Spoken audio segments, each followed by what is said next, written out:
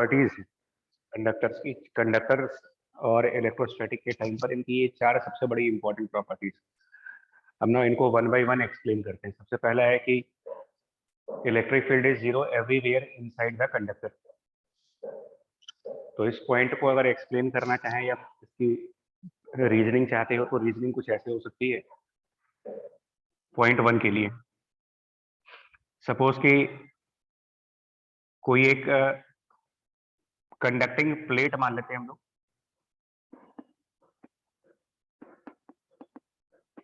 Conducting plate मान लेते हैं और न्यूट्रल यानी कि कोई भी चार्ज नहीं है इसके ऊपर।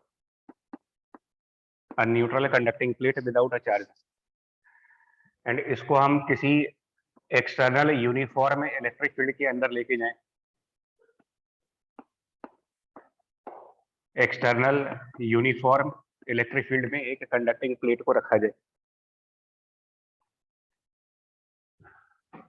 होगा क्या कि यार कंडक्टर्स में और इंसुलेटर्स में जो प्राइमरी डिफरेंस है, कंडक्टर में और इंसुलेटर्स के बीच में जो सबसे मेजर डिफरेंस होता है वो अवेलेबिलिटी ऑफ फ्री इलेक्ट्रॉन्स के बारे में बोलते हो। कि कंडक्टर्स वो मटेरियल्स हैं जिनके अंदर कुछ इलेक्ट्रॉन होते हैं जो फ्री होते हैं। फ्री का मतलब कि वो अपने एटम के साथ बाउंडेड नहीं होते और जब भी मौका मिलता है तो वो इनसाइड कंडक्टर मूव कर सकते हैं। और जो हमारा एक्सटर्नल इलेक्ट्रिक फील्ड लगा रहे हैं वो कंडक्टर के इनसाइड जितने भी फ्री इलेक्ट्रॉन्स होंगे उन सब पर कुछ फोर्स एक्सर्ट करेगा जिसकी value F equal to Q into E वाले फॉर्मूले से देखोगे।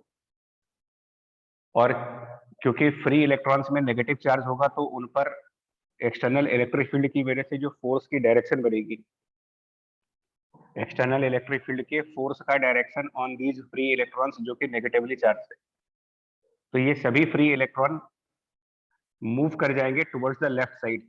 जितने भी फ्री इलेक्ट्रॉन्स हैं वो सब लेफ्ट साइड पर मूव कर जाएंगे।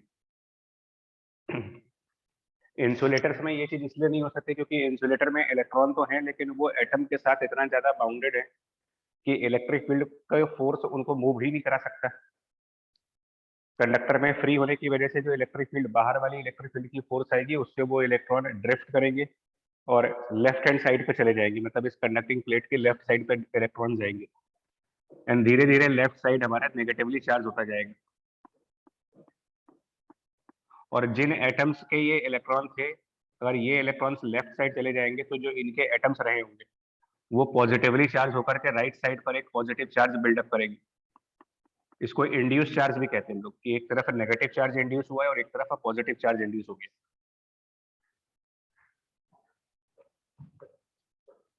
और जो ये चार्ज इंड्यूस होंगे मतलब प्लस और माइनस, ये इंड्यूस चार्ज भी आपस में एक इलेक्ट्रिक फील्ड जनरेट करेंगे। और पॉजिटिव और नेगेटिव इंड्यूस चार्जेस ये दोनों मिल करके प्लस से माइनस की तरफ एक और इलेक्ट्रिक फील्ड क्रिएट करेंगे जिसको कह सकते हो electric field by the induce charges. E I बोल दे रहे हैं इसको, आई फॉर इंड्यूस। और ये चीज तब तक होगी, इंड्यूस चार्जेस का कंसेप्ट तब तक आता रहेगा जब तक कि इंड्यूस चार्जेस की वजह से जो इलेक्ट्रिक फील्ड आ रही है वो बाहर वाले इलेक्ट्रिक फील्ड को कंप्लीटली कैंसिल आउट ना कर दे। तो जो एक्सटर्नल इलेक्ट्रिक फील्ड है जब उसके एग्जैक्टली बराबर इंड्यूस चार्ज की इलेक्ट्रिक फील्ड हो जाएगी तो रिजल्टेंट इलेक्ट्रिक फील्ड कंडक्टर के अंदर वो value net electric field inside the conductor की बात करेंगे तो net electric field inside this conductor will be equal to zero value. और यही हमारा पहला पॉइंट है, the electric field is zero everywhere inside the conductor.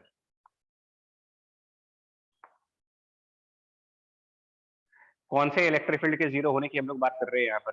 External electric field के जीरो होने की बात कर रहे हैं या फिर जो चार्ज इंड्यूस हुए हैं उनके इलेक्ट्रिक फील्ड के जीरो होने की बात कर रहे हैं या फिर एक्सटर्नल और इंड्यूस चार्जेस को मिला करके जो कंबाइंड इलेक्ट्रिक फील्ड आएगी उसके जीरो होने की बात कर रहे हैं? ये सर तीसरा तीसरी वाली net electric field, total electric field की बात कर रहे हैं। Net resultant electric field conductor के अंदर जीरो आएगी। ये हो गया हमारा पहला पॉइंट। और ये सब कुछ प्रैक्टिकली अगर पूछा जाए कि ये सब कुछ होने में समय कितना लगता है, मतलब कितना टाइम लगता है इंड्यूस चार्जेस को बाहर के इलेक्ट्रिक फील्ड को कैंसिल करने में, तो ये प्रैक्टिकली एक फैक्ट है। It is almost 10 to the power minus of 16 seconds। 10 to the power minus 16 seconds का टाइम लगता है जब इंड्यूस चार्ज बाहर के इलेक्ट्रिक फील्ड के चार्जेस की बाहर के चार्ज के इलेक्ट्रिक फील्ड को कैंसिल आउट करे। तो इतना छोटा टाइम है कि ये प्रोसेस है इंस्टेंटेनियस मान सकते हो कि जैसे ही कंडक्टर को इलेक्ट्रिक फील्ड में लेके जाएंगे इंस्टेंटेनियसली चार्ज इंड्यूस होंगे, वो इंड्यूस चार्ज अपनी इलेक्ट्रिक फील्ड सेटअप करेंगे और एक्सटर्नल इलेक्ट्रिक फील्ड के अपोजिट और उसी के बराबर सेटअप करेंगे सो दैट की टोटल वैल्यू 0 आ जाए। ये आपका प्रॉपर्टी नंबर 1 हो गया।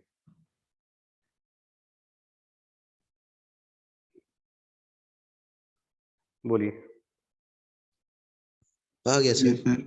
Yes sir. Yes sir. मैंने प्लेट से समझाया है, लेकिन ये चीज प्लेट के अलावा ज्योमेट्रिकली किसी भी तरीके का कंडक्टर होगा उसमें भी वैलिड होगा पहला वाला पॉइंट।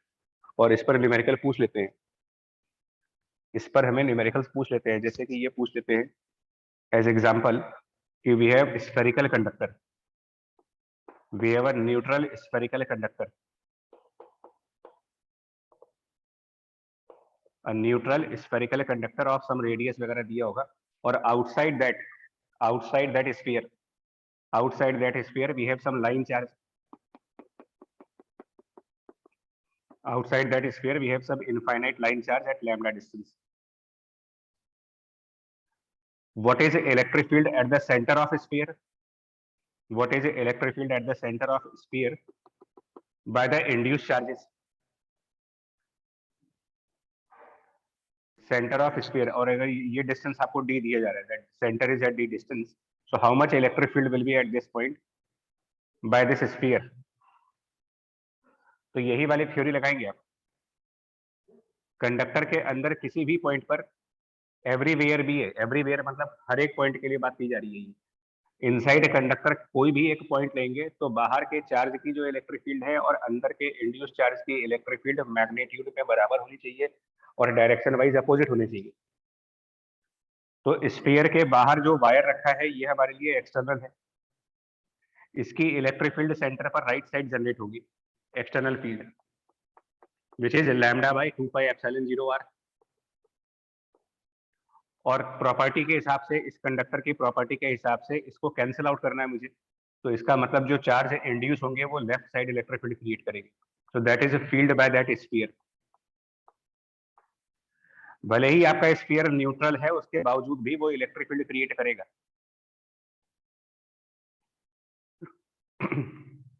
और वो किन चार्जेस की वजह से क्रिएट करेगा? न्यूट्रल स्फीयर किन चार्जेस की वजह से अपना इलेक्ट्रिक फील्ड सेटअप कर पा रहा है? तो वो आप आंसर दोगे कि इस प्लस के साइड पर माइनस के चार्ज इंड्यूस हो रहे होंगे और प्लस के दूसरे वाले साइड पर जाओगे तो पॉजिटिव चार्ज इंड्यूस हो रहे होंगे। तो ये इंड्यूस चार्जेस से मिल करके आपको एक इलेक्ट्रिक फील्ड बनाएंगे। So answer for this question will be that E sphere will be lambda upon 2 pi epsilon d to the left side.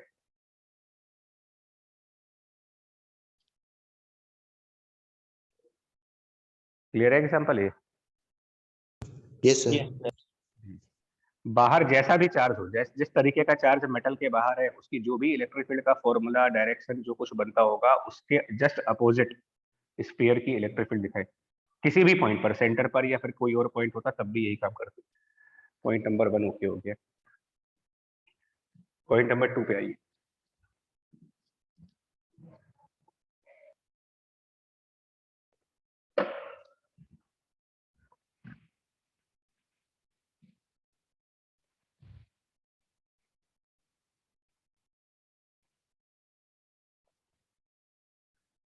Point number 2 कह रहा है कि any charge on isolated conductor resides on its surface. पहली बात तो इसका क्या मतलब है कि आइसोलेटेड कंडक्टर? सर आसपास कोई इलेक्ट्रिक फील्ड ना हो। सर हाँ कोई इलेक्ट्रिक फील्ड नहीं हाँ, होती। आसपास कोई और इलेक्ट्रिक फील्ड नहीं है, मतलब उसके अगल बगल में और कोई चार्ज ना हो। कंडक्टर के आसपास कुछ नहीं है, अकेला है वो। तो मान ले हम किसी भी रैंडम ज्योमेट्री का एक कंडक्टर मान लो आप, कंडक्टर ऑफ एनी ज्योमेट्री, कोई भी शेप मान सकते हैं उसका, इलिप्टिकल, स्फेरिकल, क्यूब, प्लेट, कैसा भी, जो भी जिस भी कंडक्टर हो, आइसोलेटेड है, इसके आसपास कोई चार्ज नहीं। और अगर हम इस कंडक्टर को कोई चार्ज प्रोवाइड कर देते हैं, इस कंडक्टर को, conductor of any shape with charge of capital Q, तो सेकंड नंबर वाला पॉइंट पहले नंबर वाले पॉइंट से ही डिराइव हो जाएगा। पहले नंबर का पॉइंट ये कह रहा है कि इलेक्ट्रिक फील्ड कंडक्टर के अंदर हर जगह जीरो आती है। तो इस अगर ये कंडक्टर है तो इसके इनसाइड एवरीवेयर यहाँ पर भी इलेक्ट्रिक फील्ड जीरो होगी, और कोई पॉइंट चूज कर लेंगे वहां पर भी जीरो होगी। हर एक पॉइंट पर इलेक्ट्रिक फील्ड जीरो है एवरीवेयर। ऐसे में कंडक्टर के अंदर अगर हम कंडक्टर के अंदर और इसके आउटर सरफेस से बिल्कुल नीचे, आउटर सरफेस के जस्ट नीचे, लगभग आउटर सरफेस को टच करता हुआ एक गॉसियन सरफेस बने, आउटर सरफेस के जस्ट इनसाइड जाते हुए एक गॉसियन सरफेस बनाए। मतलब हमारा गॉसियन सरफेस जो है वो कंडक्टर के बाहर वाली सरफेस से हल्का सा छोटा है, स्लाइटली लेस है। तो क्योंकि आपका गॉसियन सरफेस जो है वो इनसाइड कंडक्टर है और हर पॉइंट पर इलेक्ट्रिक फील्ड जीरो है, गॉसियन सरफेस के हर एक पॉइंट पर ई की वैल्यू जीरो, यहाँ पर भी इलेक्ट्रिक फील्ड जीरो, यहाँ भी जीरो, यहाँ भी जीरो, यहाँ भी, इन सभी पॉइंट्स पर इलेक्ट्रिक फील्ड की वैल्यू जीरो आ रही है। तो जब गॉसियन सरफेस के हर पॉइंट के लिए इलेक्ट्रिक फील्ड जीरो होगा तो नेचुरल सी बात है कि इस गॉसियन सरफेस का फ्लक्स भी जीरो आएगा। Flux of Gaussian surface zero, और गॉस लॉ के हिसाब से जीरो फ्लक्स आने का मतलब Q inside that Gaussian surface zero होना चाहिए। और कि हमने अपना गॉसियन सरफेस कंडक्टर के सरफेस से लगभग कोइंसाइड किया है। हमारे गॉसियन सरफेस में और कंडक्टर के सरफेस में नेग्लिजिबल गैप है। तो अगर हमारे गॉसियन सरफेस के अंदर कोई चार्ज नहीं है और वो सरफेस मेटल के सरफेस से कोइंसाइड कर रही है, तो आप ये भी कह सकते हो कि मेटेलिक सरफेस के अंदर भी कोई चार्ज नहीं हो। Yes sir. इसीलिए हमने गॉसियन सरफेस मेटेलिक सरफेस के सिमिलर माना है। जैसा मेटल का सरफेस लगभग उसी साइज का गॉसियन सरफेस, तभी हम ये कह पाएंगे कि गॉसियन सरफेस के अंदर जीरो चार्ज का मतलब मेटल की सरफेस के अंदर भी कोई चार्ज नहीं है, क्योंकि दोनों सरफेस नेग्लिजिबल गैप के ऊपर है। तो अगर मेटेलिक सरफेस के अंदर कोई चार्ज नहीं है तो इसका मतलब जितना भी चार्ज हमने दिया होगा वो ऑन सरफेस होगा। When it is not inside the surface it must be on the surface. So जो कुछ भी चार्ज क्यू हम दे रहे हैं वो इस मेटेलिक सरफेस के ऊपर डिस्ट्रीब्यूट होगा, अंदर कोई चार्ज डेवलप नहीं करेंगे। और इनसाइड मतलब कितना भी इनसाइड, जस्ट इनसाइड भी नहीं होगा एंड फार इनसाइड भी नहीं होगा, अंदर कहीं भी कोई चार्ज नहीं होगा। तो पूरा का पूरा चार्ज उठा करके आप रखोगे at this surface of metal. Point number 2 का एक्सप्लेनेशन।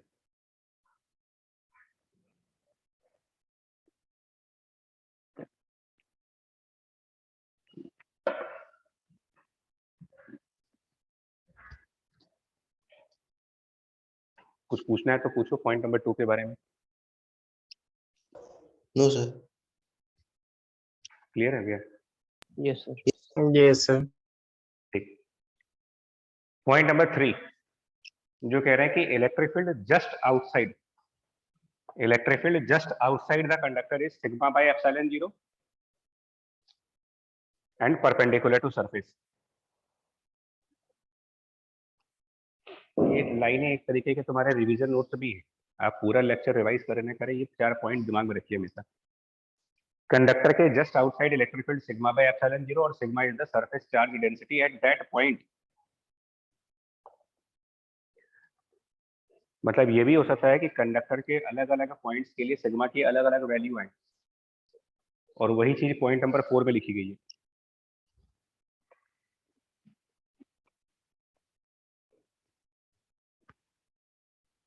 मतलब अगर हम कोई कंडक्टर ले जो इरेगुलर टाइप का है, जैसे स्फीयर आपका रेगुलर सरफेस है, इरेगुलर सरफेस है, तो कोई एक कंडक्टर ले जो इरेगुलरिटी है उसके अंदर, और मान लो उस कंडक्टर का शेप कुछ इस तरीके से है, अजीब सा सरफेस है। तो पॉइंट नंबर 4 क्या कह रहा है ना कि अगर आप इसको चार्ज करोगे, इस कंडक्टर को कोई चार्ज प्रोवाइड कर दे, let's say capital Q charge दे, तो पॉइंट नंबर 2 के हिसाब से तो ये क्लियर हो चुका है कि ये चार्ज इसके सरफेस पे जाना, लेकिन सरफेस की रेगुलरिटी ना होने की वजह से कहीं ज्यादा मतलब जैसे ये वाला पॉइंट थोड़ा सा नुकीला पॉइंट दिख रहा है आपको, नुकीला, शार्पनेस ज़्यादा है इसमें, और ये थोड़ा सा फ्लैटर सरफेस है। तो पॉइंट नंबर 4 ये कह रहा है कि जहाँ पर नुकीला सरफेस होगा, जिसको हम प्रॉपरली ये कहते हैं कि वहाँ रेडियस ऑफ कर्वेचर कम आ रहा है, तो ये चार्ज डिस्ट्रीब्यूट होंगे सरफेस पर, उसमें नुकीले पॉइंट्स जो होते हैं वहां पर चार्जेस ज्यादा पास रहेंगे, यानी कि चार्जेस की डेंसिटी ज्यादा होगी यहाँ पर as compare to the flat sides. तो जो शार्पनेस वाले पॉइंट है वहां पर चार्ज डेंसिटी ज्यादा, और जो फ्लैटर साइड्स हैं जहां पर ये वाइड सरफेस देख रहे हो आप, रिलेटिवली चार्ज की डेंसिटी कुछ कम रहती है। मतलब अगर यहाँ पर डेंसिटी ऑफ चार्ज को हम सिग्मा 1 कह दें और यहाँ पर चार्ज की डेंसिटी को सिग्मा 2 कह दें, तो पॉइंट नंबर 4 कहने का मतलब ये है कि sigma 2 should be more than sigma of 1। इसकी एक्सप्लेनेशन भी होगी, बट इसकी एक्सप्लेनेशन होती है आफ्टर पोटेंशियल चैप्टर। ये प्रूफ करते हैं by the potential chapter that sigma is inversely proportional to radius of curvature.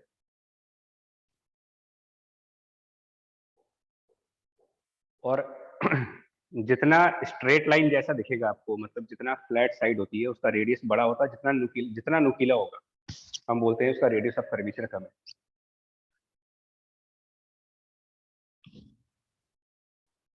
तो इस तरीके से चार्ज का डिस्ट्रीब्यूशन होगा, यानी आप ये बोल सकते हो कि चार्ज डिस्ट्रीब्यूशन यूनिफॉर्म डेंसिटी पे नहीं होगा। अगर सरफेस इरेगुलर है तो चार्ज डेंसिटी यूनिफॉर्म नहीं होगी। हाँ, यहीं पर अगर एक सरफेस रेगुलर हो, स्फेरिकल सरफेस मान लें, तो स्फेरिकल सरफेस हर तरफ एक जैसा होता है, कहीं नुकीला नहीं होता, कहीं पर शार्पनेस कम नहीं होती, कहीं ज्यादा नहीं होती, हर जगह एक जैसी चीज है। तो स्फेरिकल कंडक्टर होगा तो एवरीवेयर सिग्मा की वैल्यू कांस्टेंट आएगी।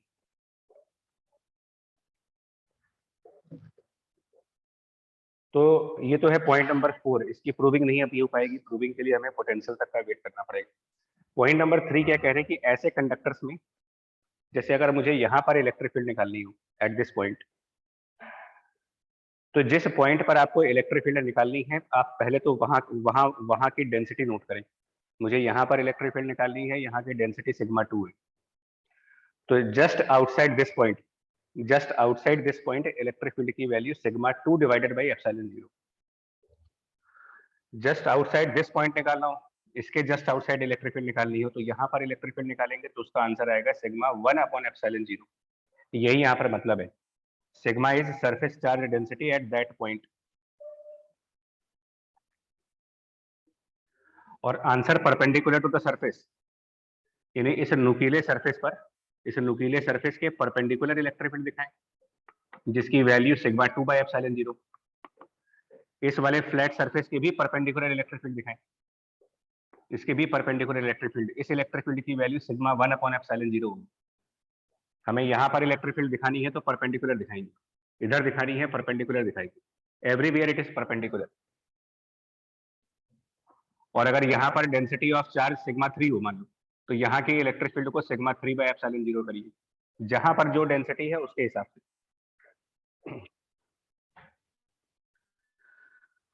मैं फिर बोला, रेगुलर सरफेसेस जो होती है, रेगुलर सरफेसेस 3 है हमारे लिए। रेगुलर सरफेस में कौन कौन से सरफेस है हमारे लिए? स्फेरिकल, सिलेंड्रिकल और कंडक्टिंग प्लेट, मतलब रेक्टेंगल, सिलेंडर और स्फीयर, ये 3 रेगुलर सरफेस हैं। इनके अलावा अगर कोई सरफेस दी जा रही है तो इसका मतलब वो इरेगुलर है।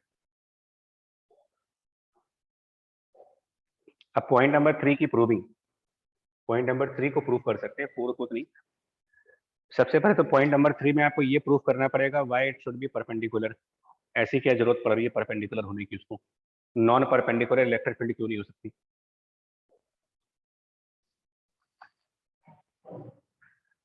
तो उसका रीजन ऐसे देते हैं कि अगर कंडक्टर के सरफेस पर किसी भी पॉइंट पर अगर हम ये मान लेते हैं कि इलेक्ट्रिक फील्ड नॉन परपेंडिकुलर है, if E is non perpendicular, assume कर रहे हैं अगर, तो नॉन परपेंडिकुलर इलेक्ट्रिक फील्ड का एक कंपोनेंट टेंजेंट के अलॉन्ग चला जाएगा और एक कंपोनेंट सरफेस के परपेंडिकुलर आ जाएगा। अगर इलेक्ट्रिक फील्ड नॉन परपेंडिकुलर हुई तो उसको रिजॉल्व करने पर एक कंपोनेंट सरफेस के पैरेलल यानी कि टेंजेंट और एक सरफेस के परपेंडिकुलर यानी कि नॉर्मल, और अगर सरफेस के टेंजेंट के अलोंग इलेक्ट्रिक फील्ड होगी, सरफेस के टेंजेंशियल इलेक्ट्रिक फील्ड अगर एग्जिस्ट करेगी तो वो इलेक्ट्रिक फील्ड सरफेस के चार्जेस को एक्सेलरेट करेगी। Tangential component of electric field surface के चार्जेस को एक्सेलरेट कर देगा और वो चार्ज स्टैटिक ना होकर के डायनेमिक्स के मोड में चले जाएंगे। और हमारी कंडीशन में फिर बोल रहा हूँ, हम इलेक्ट्रोस्टैटिक कंडीशंस को पढ़ रहे हैं अभी। मतलब हमारी जो कंडीशन है वो ये है कि चार्ज स्टैटिक रहे। मैं ये नहीं कह रहा कि चार्ज कभी डायनेमिक मोड में जा नहीं सकते, जाएंगे, चार्ज डायनेमिक्स के मोड में भी जाते हैं, लेकिन जब चार्ज डायनेमिक्स यानी मोशन में चले जाते हैं तो फिर वो इलेक्ट्रोस्टैटिक नहीं रहता, फिर वो करंट इलेक्ट्रिसिटी बन जाती है जहां पर चार्ज के फ्लो होते हैं। और तब तो हमारा पहला वाला पॉइंट भी वायलेट कर जाएगा। जब करंट वाले चैप्टर्स आएंगे तो उसमें हम पहले पॉइंट को वायलेट करेंगे। तब तो हम ये कहेंगे कि there is electric field inside conductor. उसी से हमारा drift, speed, current, ohm's law, resistivity ये सब डिफाइन होता है। तो ये जितने भी हम पॉइंट पढ़ रहे हैं ये सब मान करके चल रहे हैं, इसमें ये माना जा रहा है कि चार्ज रेस्ट पे है। और नॉन परपेंडिकुलर इलेक्ट्रिक फील्ड के अंदर चार्ज रेस्ट पे होगा नहीं। रीजन फिर से बोल रहा हूँ, नॉन परपेंडिकुलर इलेक्ट्रिक फील्ड में एक कंपोनेंट टेंजेंट के अलॉन्ग जाएगा जो कि सरफेस के चार्जेस को स्टैटिक की बजाय डायनेमिक्स में कन्वर्ट कर देगा। तो ये रीजन है कि electric field must be perpendicular. अब साथ में ये जो कह रहे हैं कि सिग्मा बाय एप्सिलॉन नॉट क्यों होगा वो, तो इसकी प्रूविंग के लिए परपेंडिकुलर क्यों है इसका तो मतलब रीजनिंग के बेस पर प्रूविंग है। और सिग्मा बाय एप्सिलॉन नॉट 0 इसको कैसे प्रूव करें, तो इसके लिए काम करते देखिए। हम कंडक्टर के सरफेस पर कोई भी एक पॉइंट चूज कर लीजिए, कहीं पर भी एक पॉइंट चूज कर दें। थियोरेटिकल आर्ग्यूमेंट से ये बात क्लियर हो चुकी है कि electric field perpendicular to surface है थियोरेटिकली, और इनसाइड में कोई इलेक्ट्रिक फील्ड नहीं है। ऐसे में अगर इस सरफेस पर बहुत छोटे साइज का, सरफेस पर बहुत ही छोटे साइज का एक सिलिंड्रिकल गॉसियन सरफेस ले, a cylindrical Gaussian surface of very small size, small size मतलब लेंथ वाइज भी स्मॉल और एरिया वाइज भी स्मॉल। मेडिसिन की टेबलेट की तरीके से जो दवाइयां आती हैं, राउंड टेबलेट्स। नाउ इस गॉसियन सरफेस का जो सर्कुलर एंड मेटल के अंदर है, गॉसियन सरफेस का वो सर्कुलर एंड जो इनसाइड मेटल है जहां पर कि कोई इलेक्ट्रिक फील्ड नहीं है, पॉइंट नंबर 1। तो जो गॉसियन सरफेस का अंदर वाला एंड है, ये सर्कुलर एंड, यहाँ पर zero flux due to zero electric field.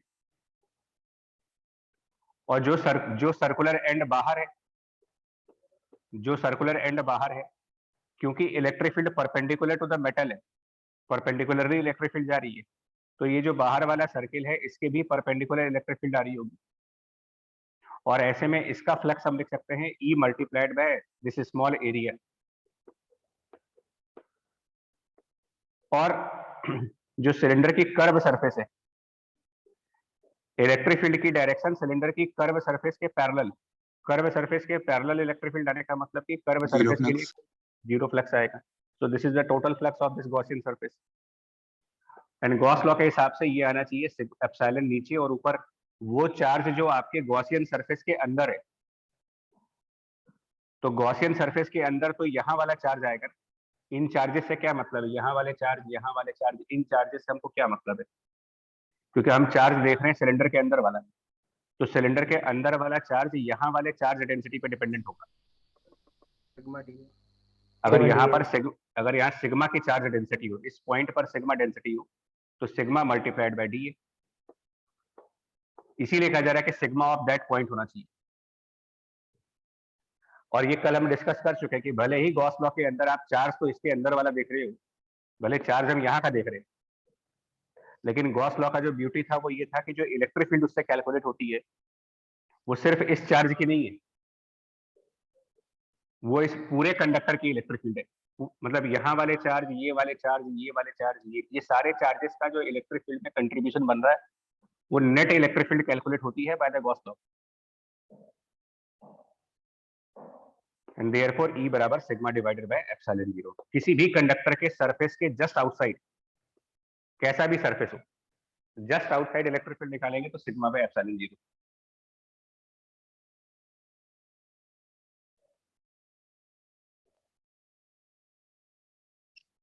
हुए प्रूफ क्लियर? Yes, sir. सारे चारों?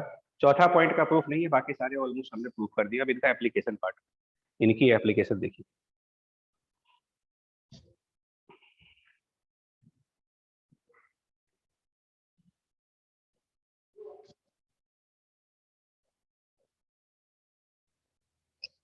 इधर लेफ्ट साइड का ये डायग्राम हटा दे। Yes, sir. Yes, sir. Yes, sir. Yes, sir.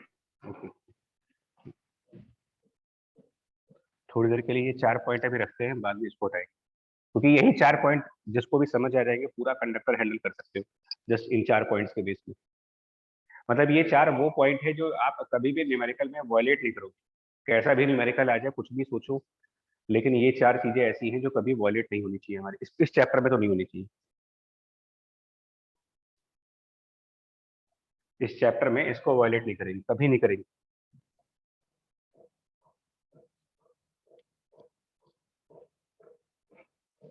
तो सबसे पहला तो बेसिक क्वेश्चन आता है। सबसे पहले एक बेसिक क्वेश्चन है, isolated spherical conductor. Isolated spherical conductor,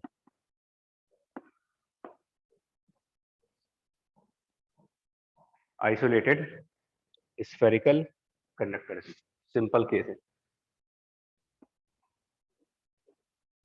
तो किसी भी आइसोलेटेड कंडक्टर का चार्ज उसके सरफेस पे होना चाहिए, तो इसका भी चार्ज सरफेस पे होगा। और ये इररेगुलर नहीं है, स्फीयर एक रेगुलर सरफेस आएगा तो इसके अंदर चार्ज डेंसिटी सभी जगह एक जैसी होगी। तो अगर इस कंडक्टर को आप चार्ज क्यू प्रोवाइड कर रहे हो तो ये यूनिफॉर्मली डिस्ट्रीब्यूट होगा। सरफेस डेंसिटी स्फीयर के सरफेस पर किसी भी पॉइंट पर एक जैसी होगी, और वो डेंसिटी हम डायरेक्ट निकाल सकते हैं, total charge divided by total area. Easily आप सिग्मा की वैल्यू निकाल सकते हो। सर स्फीयर में एरिया लगेगा कि वॉल्यूम लगेगा? चार्ज सरफेस पर है, चार्ज रिजाइड्स ऑन सरफेस, तो we will divide by surface area. Okay sir. Okay. यही कल जो डिस्कस हो रहा था वो नॉन कंडक्टिंग स्फीयर डिस्कस हो रहे थे, आज कल पूरा लेक्चर कंडक्टर के ऊपर रहेगा।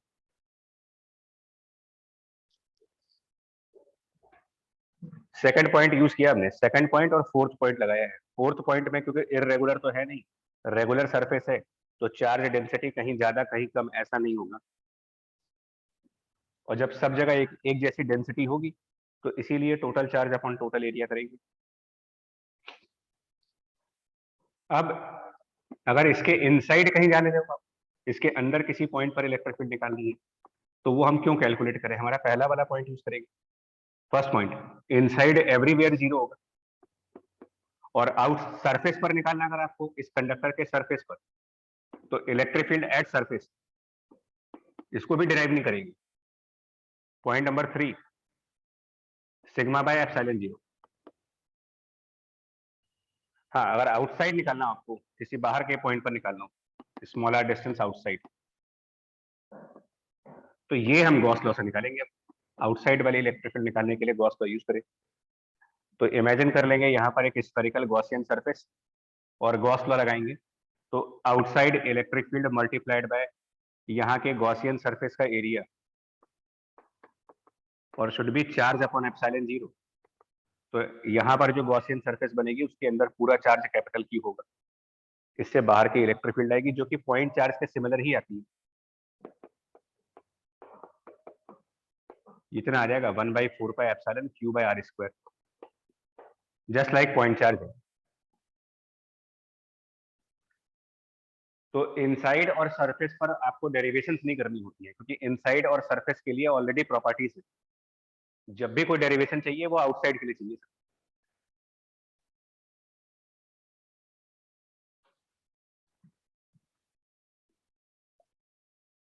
और ऑब्वियसली इसका जो ग्राफ बनेगा वो कैसा होगा, देखो ये क्लियर है कि अगर ऐसे में इलेक्ट्रिक फील्ड और आर के बीच में ग्राफ चेक करेंगे तो अप टू कैपिटल आर मतलब इनसाइड एवरीवेयर, यहां से लेकर के और सरफेस तक पूरा एवरीवेयर इलेक्ट्रिक फील्ड जीरो। तो जीरो से कैपिटल आर तक को इलेक्ट्रिक फील्ड को जीरो दिखाएं, और कैपिटल आर जहां पर आएगा वहां पर इलेक्ट्रिक फील्ड को सिग्मा बाय एप्सिलॉन नॉट दिखाएं, यानी कि सरफेस पर। और उसके बाद 1/r² यानी कि hyperbolic, similar to hyperbola. Discontinue होगी इलेक्ट्रिक फील्ड, कैपिटल आर पर इलेक्ट्रिक फील्ड में discontinuity.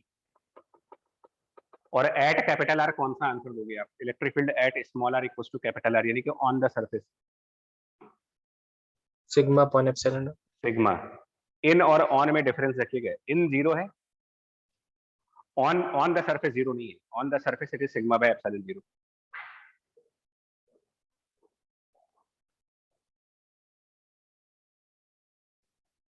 This is isolated spherical conductor जो कि एक रेगुलर सरफेस में आता है। इसी तरीके से आइसोलेटेड सिलिंड्रिकल सरफेस होगा, similarly isolated long cylindrical, isolated long metal cylinder यानी कि कंडक्टिंग सिलेंडर, ये भी आसानी से कर सकते हो।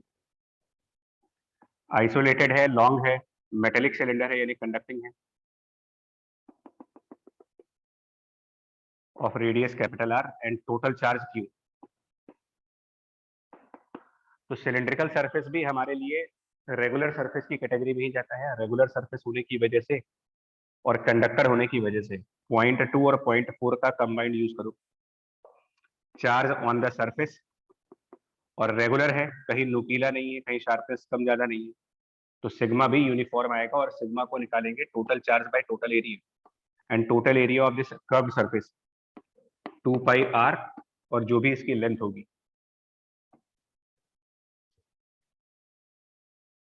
अब कुछ लोग ये कहते हैं कि भाई लेंथ तो इनफाइनाइट है, तो हम एल की वैल्यू क्या पुट करेंगे? तो एक्चुअली जो लॉन्ग सिलेंडर बोलते हैं उसका ये मतलब नहीं है कि एक्चुअल में एल इनफाइनाइट नहीं है। लॉन्ग वर्ड का मतलब सिर्फ ये होता है that length of cylinder is much larger than radius.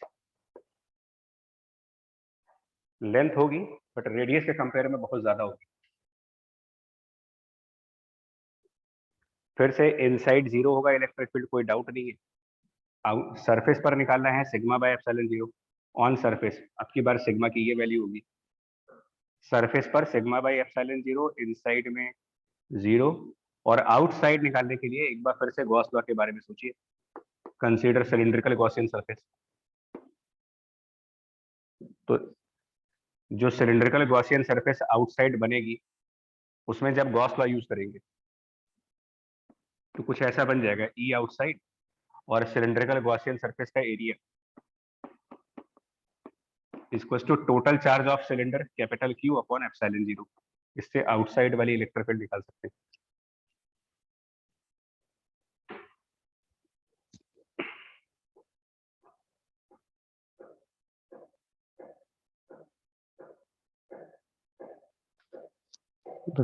ठीक है, यस सर। Yes sir. ठीक है। Okay. तीसरा आता है isolated metal plate, third category isolated metallic end plate. पहले ये तीन खत्म कर लो, अभी भी ये तीनों रेगुलर ज्योमेट्री वाले। इस केस में क्या हो गया, आइसोलेटेड मेटल प्लेट है, ऑब्वियसली साइज ज्यादा होगा उसमें। मेटल प्लेट का मतलब उसकी लेंथ और विड्थ मतलब एरिया उसका ज्यादा है। इसको अगर हम चार्ज क्यू प्रोवाइड करें 0.2 के हिसाब से, सारा चार्ज सरफेस पे होना चाहिए, और प्लेट में सरफेसेस कितनी होंगी? तो प्लेट क्यूबॉइड ही है, प्लेट मतलब क्यूबॉइड और क्यूबॉइड मतलब 6 सरफेस। तो इसका मतलब जो भी चार्ज हम दे रहे हैं वो उसकी सभी 6 सरफेसेस पे जाना चाहिए। अब इसमें एक अप्रोक्सीमेशन लगाया जाता है कि जो प्लेट की थिकनेस है, थिकनेस टी, वो उसकी length L and this width B के कंपैरेटिवली काफी छोटी वैल्यू, ये माना जाता है इसको। और इस अप्रोक्सीमेशन से क्या होता है कि जो ये वाला सरफेस होगा जिसको सरफेस 1 कह दें, ये वाली सरफेस 2, ये सब नेग्लिजिबल एरिया के सरफेसेस बनेंगे। तो हम खाली मेजर सरफेस ये वाला कंसीडर करेंगे, फ्रंट साइड वाली सरफेस हम कंसीडर करेंगे जो कि एक बहुत बड़ी सरफेस हो, और इसके पैरेलल में जो बैक साइड सरफेस होगी वो कंसीडर करेंगे। बिल्कुल। तो जो चार्ज है उसका डिस्ट्रीब्यूशन, चार्ज का डिस्ट्रीब्यूशन इधर वाले सरफेस पर होगा और इसके पीछे वाले सरफेस पे होगा। एक्चुअल में तो इन सरफेसेस पर भी चार्ज होंगे, ये जो पतले पतले सरफेस हैं इनके ऊपर भी चार्ज होंगे, बट इन सरफेस एरियाज को नेग्लेक्ट किया जा रहा है। और प्लेट भी एक रेगुलर ज्योमेट्री है, तो चार्ज यूनिफॉर्म तरीके से डिस्ट्रीब्यूट होगा, यानी कि कैपिटल क्यू का Q/2 चार्ज इधर की तरफ और बाकी का Q/2 चार्ज पीछे वाले सरफेस पे होगा। Half charge on this side, half charge on other side. So अब इसमें सिग्मा की वैल्यू पूछे अगर, तो value of sigma in this case will be total charge capital Q, और वो टोटल चार्ज डिस्ट्रीब्यूट जितने एरिया पे हुआ है। तो अगर हमारा फ्रंट साइड का एरिया ए मान ले, this side area is A, तो चार्ज का distribution capital A area front side और capital A area back side भी। So total area on which the charge is distributed 2 times of A, Q/2 है, ये हमारे लिए सिग्मा हुआ।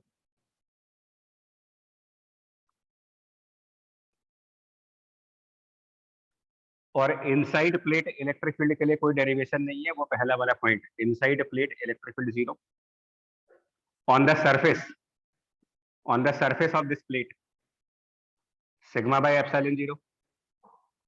Outside के बारे में सोचिए फिर से एक बार, इस प्लेट के बाहर जब जाएंगे तो इलेक्ट्रिक फील्ड की क्या वैल्यू होगी।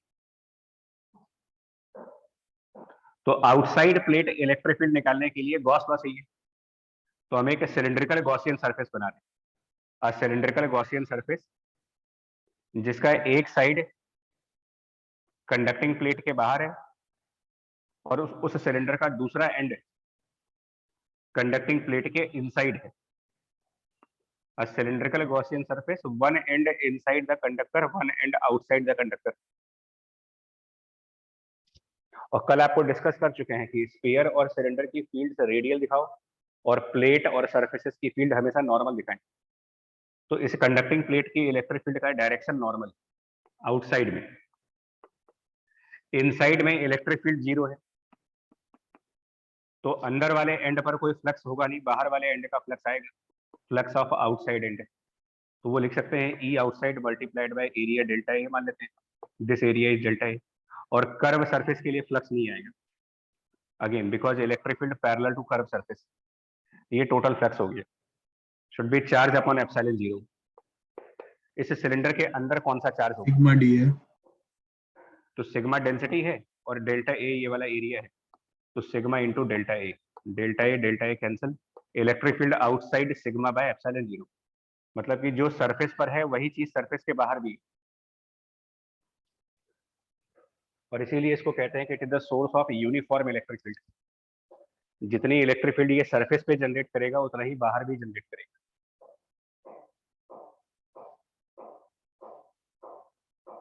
अब कई सारे लोग इसमें बड़ा कंफ्यूज होते हैं, प्लेट के इलेक्ट्रिक फील्ड में और इसके पहले जो कल एक डिस्कस हुआ था उसकी इलेक्ट्रिक फील्ड में बड़ा कंफ्यूजन है।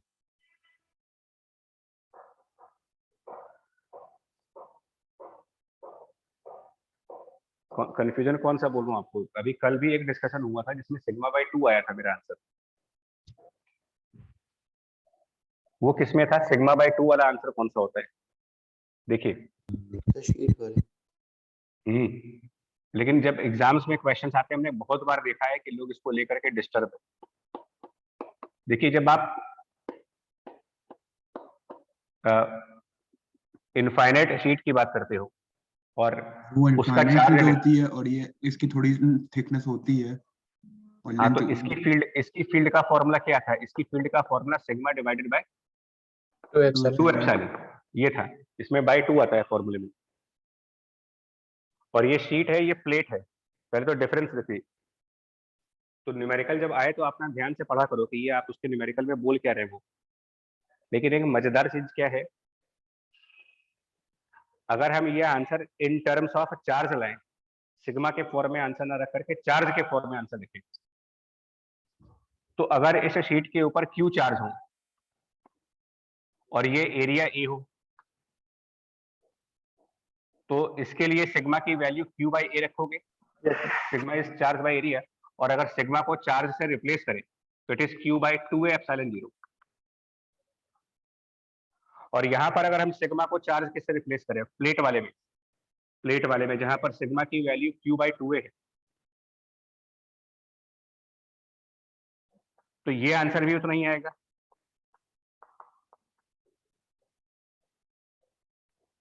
In terms of charge infinite sheet और इनफाइनाइट प्लेट के फॉर्मूले एक ही है। इन टर्म्स ऑफ चार्ज, लेकिन जब उसको सिग्मा के फॉर्म में लिखते हैं तो एक में अपॉन 2 का टर्म आता है और एक में खाली सिग्मा बाई एप्सिलॉन 0 आता है, इसमें नीचे 2 नहीं आता।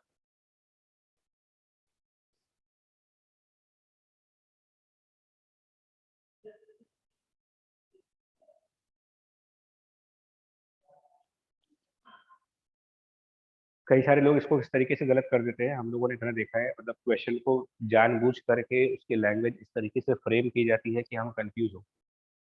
वो कहते क्या है कि 20 कूलम्ब चार्ज, इस तरीके के क्वेश्चंस होते हैं कि 20 coulomb charge is given to some infinite surface and 20 coulomb charge is also given to some conducting plate of similar area. 20 coulomb charge given to infinite surface and 20 coulomb charge given to some infinite conducting plate which will produce more electric field.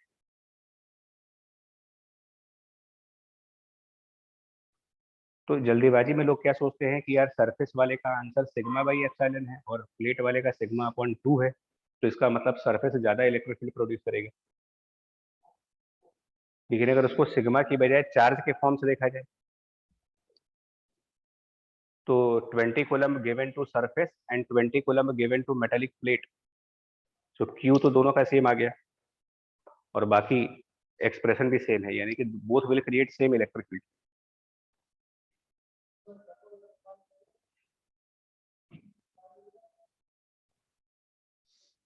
Point समझ पा रहे जिसकी तरफ मैं लेके जा रहा हूँ कि ये कंफ्यूजन वाला पॉइंट है, इसलिए इसको क्लियर रखिएगा हमेशा। Yes sir. और मैं सजेशन यही बोलता हूँ, स्पेशली देखिए प्लेट में इसलिए इंपॉर्टेंस है बिकॉज कंडक्टिंग प्लेट को ही आगे एक्सटेंड करके कैपेसिटर पढ़ना है मेरे को। पैरेलल प्लेट कैपेसिटर में भी कंडक्टिंग प्लेट चाहिए, तो हमें ऐसा कोई कंफ्यूजिंग पॉइंट नहीं चाहिए जो हमें कैपेसिटर चैप्टर में या और उससे भी आगे के चैप्टर में डिस्टर्ब करे कहीं। तो मेरा रिकमेंडेशन यही होता है, चार्ज वाला फॉर्म याद करिए। चार्ज वाले फॉर्म में एडवांटेज ये है कि प्लेट में और शीट के फॉर्मूले में डिफरेंस नहीं है कोई।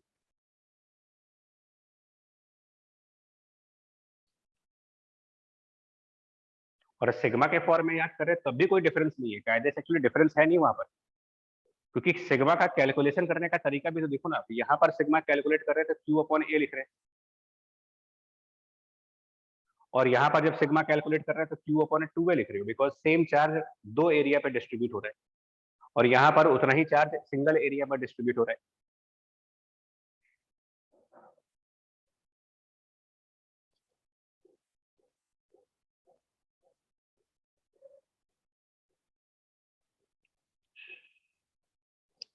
हटा दे इसको। Yes sir. Yes sir. ठीक है, मतलब थोड़ा आईज ओपन करके सॉल्व करना शीट और सरफेस प्लेट वाले क्वेश्चन को। ठीक है, ये तो हो गए सारे आइसोलेटेड वाले, जितने आपके आइसोलेटेड वाले केस थे ये हो गए, 3 ही है। बस अब कुछ और पॉइंट्स पर आते हैं। अगला प्रॉब्लम,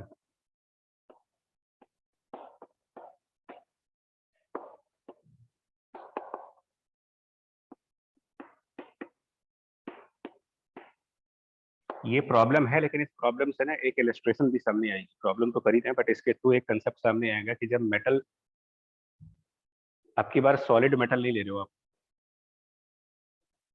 मेटेलिक शेल यूज कर रहे हैं, यानी कि मेटल के अंदर कैविटी, कैविटी इनसाइड मेटल, वो केस चलता है।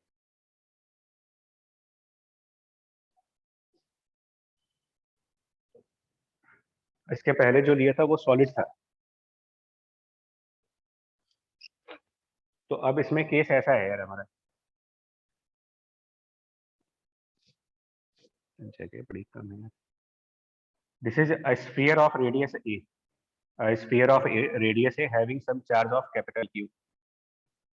A sphere of radius A has some charge capital Q, and this is a non-conducting sphere. A non-conducting sphere of radius A has a charge of a capital Q, and this is inside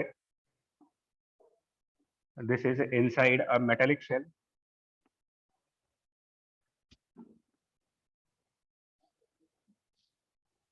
तो ये हमारा एक metal cell use कर रहे हैं of inner radius B and the outer radius small c.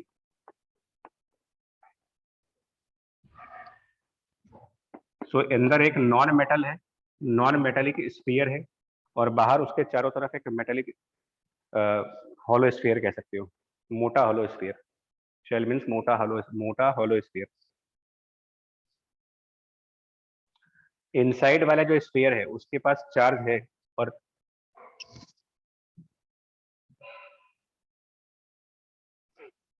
Charge बता रहे हैं आपको, इनसाइड वाले स्फीयर का टोटल चार्ज, इनसाइड स्फीयर की टोटल चार्ज आपको न्यूमेरिकल में 2q दी जा रही है, and this metallic shell has also a charge of -q। मैं क्वेश्चन पहले रिपीट कर दे रहा हूँ। There is a non-metallic sphere of radius A with a charge of 2q, which is inside another thick hollow metal, या फिर another metallic shell of charge -q, inner radius B, outer radius C. यानी ये जो बीच में gap है यहाँ पर क्या होगा, A और B के बीच वाला गैप, ये स्पेस किस चीज का होगा, मतलब कैविटी है, ये एयर टाइप की चीज होगी, एयर है यहाँ पर,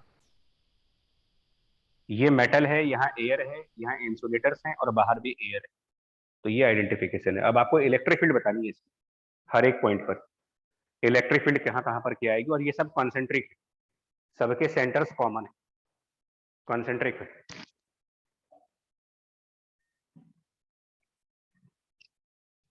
हमें इलेक्ट्रिक फील्ड हर जगह डिफाइन कर दी है, कई सारे केसेस आते हैं। फॉर एग्जांपल आपसे पूछ ले कि a point inside this non metal, what will be electric field there.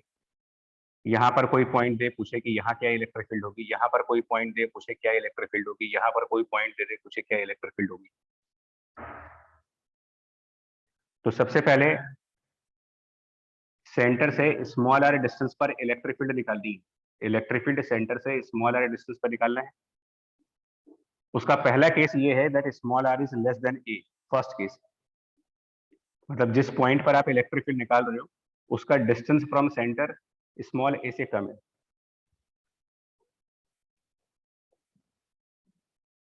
एक एक वर्ड मैटर करेगा, कंसेंट्रिक होना इंपॉर्टेंट है, सबको स्फेरिकल होना ये भी इंपॉर्टेंट है।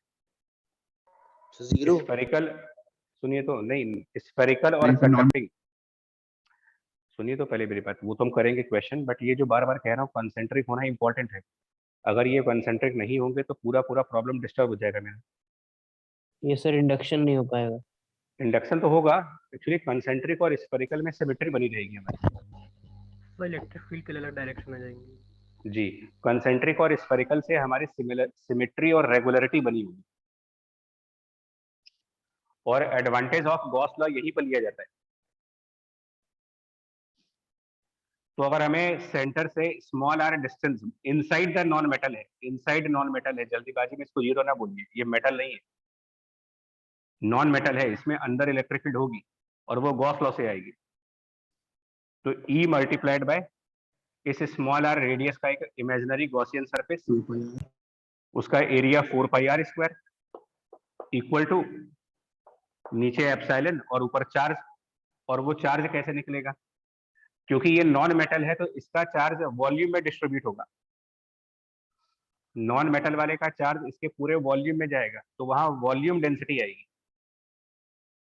वॉल्यूम डेंसिटी और हमारे गॉसियन सरफेस का वॉल्यूम 4/3πr³, जिसमें ये जो रो है वॉल्यूम डेंसिटी है अंदर वाले स्फीयर का, और इसको निकालने के लिए करेंगे 2q charge divided by volume of inside 4/3πa³। ये पहला पार्ट है। हमको सिर्फ गॉस लॉ यूज करना आना चाहिए। अब जरा ये पॉइंट्स में हटा रहा हूँ, स्पेस कम पड़ रहा है, मतलब ये मेमोराइज हो गए चारों पॉइंट्स, क्योंकि बार बार यही लग रहे हैं। मैं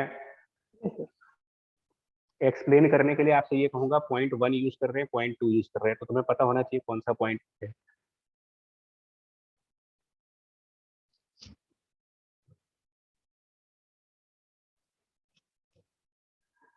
सेकंड केस, व्हेन ए से ग्रेटर आर हो और लेस देन बी हो, मतलब कि यहां किसी पॉइंट पर इलेक्ट्रिक फील्ड निकालनी है, इस यहां पर कोई पॉइंट हो, उसका सेंटर से कुछ डिस्टेंस दिया जाएगा न्यूमेरिकल में, और यहाँ इलेक्ट्रिक फील्ड निकालना हो। फिर से गॉस लॉ लगाते हैं। फिर लगा दिए, क्योंकि ये पॉइंट तो फ्री स्पेस में है, ना तो यहाँ इंसुलेटर है ना मेटल है, ये हवा है, यहाँ पर एयर है। तो यहाँ पर भी एक गॉसियन सरफेस इमेजिन कर लेते हैं, E × 4πr² बराबर, इमेजिन करके देखो ना आप कि यहाँ पर ए और बी के बीच में अगर कोई एक गॉसियन सरफेस बनेगी तो उसके अंदर कौन सा चार्ज होगा, charge inside that surface 2q 2q का पॉजिटिव वाला प्लस 2q। और ऐसे में मैं सजेस्ट ये भी करता हूँ कि इलेक्ट्रिक फील्ड को इलेक्ट्रिक फील्ड निकालते समय चार्ज को विद साइन रखिए।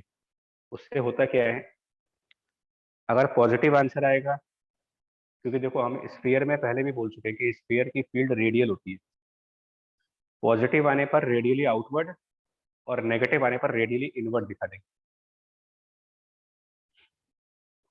अगर कोई पॉइंट हमको दिया जाए बिटवीन बी एंड सी और यहाँ इलेक्ट्रिक फील्ड निकालने को आ जाए, तो बी से लेकर के और सी के बीच में ये सब मेटल है, यहां से यहाँ पूरा मेटेलिक स्पेस है। Anywhere inside the metal, point number 1, anywhere inside this metal 0 0। Gauss law नहीं चाहिए हमें, ये प्रॉपर्टी ऑफ कंडक्टर्स हो जाएगा, प्रॉपर्टी ऑफ कंडक्टर्स है, because this point is inside the metal, electric field must be 0। सोचेंगे नहीं इसके बारे में। लेकिन सर जो अंदर वाला है उसका तो चार्ज होगा ना। हाँ, लेकिन अब इससे क्या होता है ना, ये जब 0 आता है, क्योंकि ये तो मैं कह रहा हूँ ना, आप कुछ भी सोचिए ये वॉयलेट करोगे नहीं। हम अपनी रीजनिंग के चक्कर में इन चारों पॉइंट्स को स्पॉइल नहीं करेंगे, ये गारंटीड है 0 आना। लेकिन एक तरीके से मन में क्या आ रहा है कि अगर हम इसको गॉस लॉ से सोचें, ठीक है, कंडक्टर के प्रॉपर्टी से तो यहाँ इलेक्ट्रिक फील्ड 0 आएगी, लेकिन अगर हम इसको गॉसियन सरफेस लगा के सोचें कि हम यहाँ पर एक गॉसियन सरफेस बनाएंगे,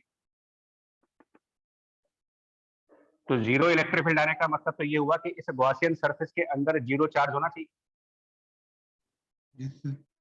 जबकि ऐसा है नहीं, इस गॉसियन सरफेस के अंदर 0 चार्ज कहाँ दिख रहा है आपको?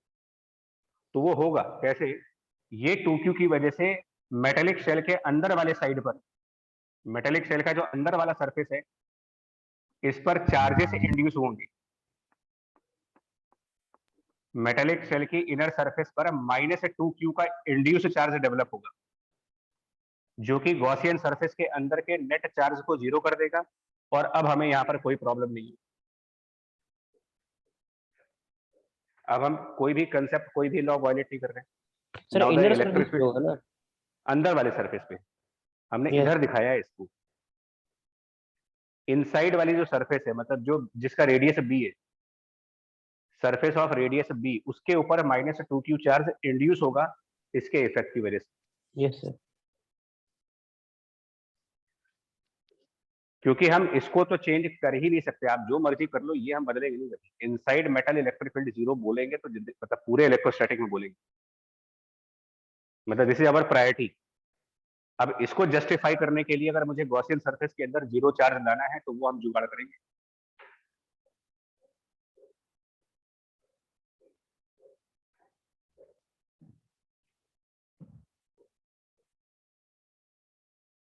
बट मुद्दा ये आता है कि यार ये -2q चार्ज आया कहां से?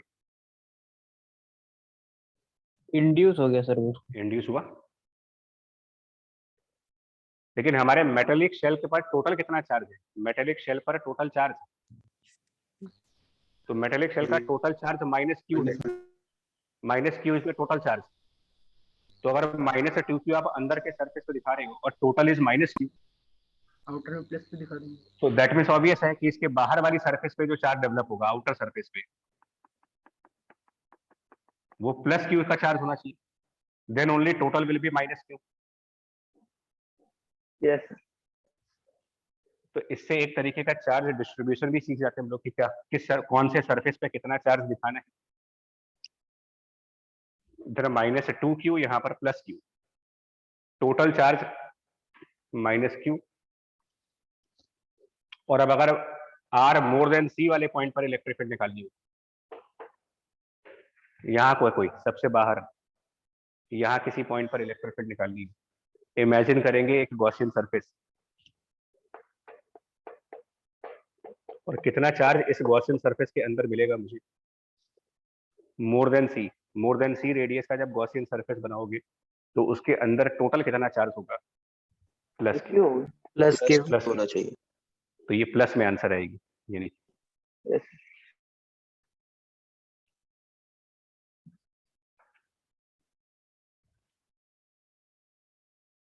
तो इससे हम ये भी समझ जाते हैं कि मेटेलिक शेल पर चार्ज कैसे डिस्ट्रीब्यूट होता है।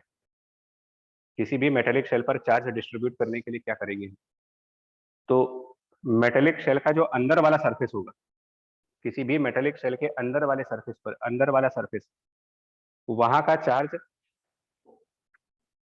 उस मेटेलिक शेल के अंदर वाला जो चार्ज, मतलब वो मेटेलिक शेल के इनसाइड में जितना चार्ज आप रखोगे उसी का अपोजिट इनसाइड सरफेस पर डेवलप होगा, और आउटसाइड सरफेस पर जो चार्ज आएगा उसको निकालने के लिए अंदर वाली सरफेस का चार्ज और बाहर वाली सरफेस का चार्ज का टोटल वैल्यू, जितना चार्ज उस मेटेलिक शेल को दिया गया था उसके बराबर आना चाहिए।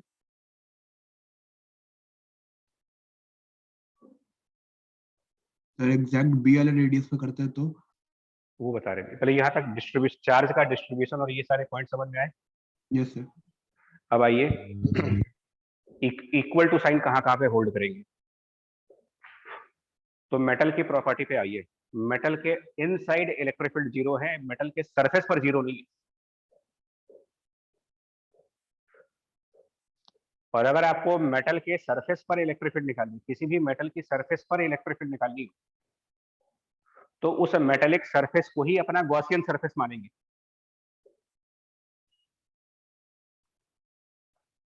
और उस मेटेलिक सरफेस का जो चार्ज है वो गॉसियन सरफेस का इनसाइड चार्ज मानेंगे। जैसे कि अगर मेरे को इलेक्ट्रिक फील्ड निकालना हो, for example r equal to B point पर इलेक्ट्रिक फील्ड निकालना हो, मतलब बेसिकली हम ऑन दिस सरफेस निकाल रहे हैं, तो यही सरफेस हमारा गॉसियन सरफेस है। तो हम कहेंगे E into 4πb² equal to, और इस गॉसियन सरफेस का चार्ज को भी इनसाइड चार्ज मानिए। ओके तो जब r इक्वल टू बी पे निकाल रहे हैं तो this surface itself is the Gaussian surface and charge on this surface is charge inside the Gaussian surface. तो -2q इनसाइड हो गया और यहाँ +2q इनसाइड हो गया, वैल्यू 0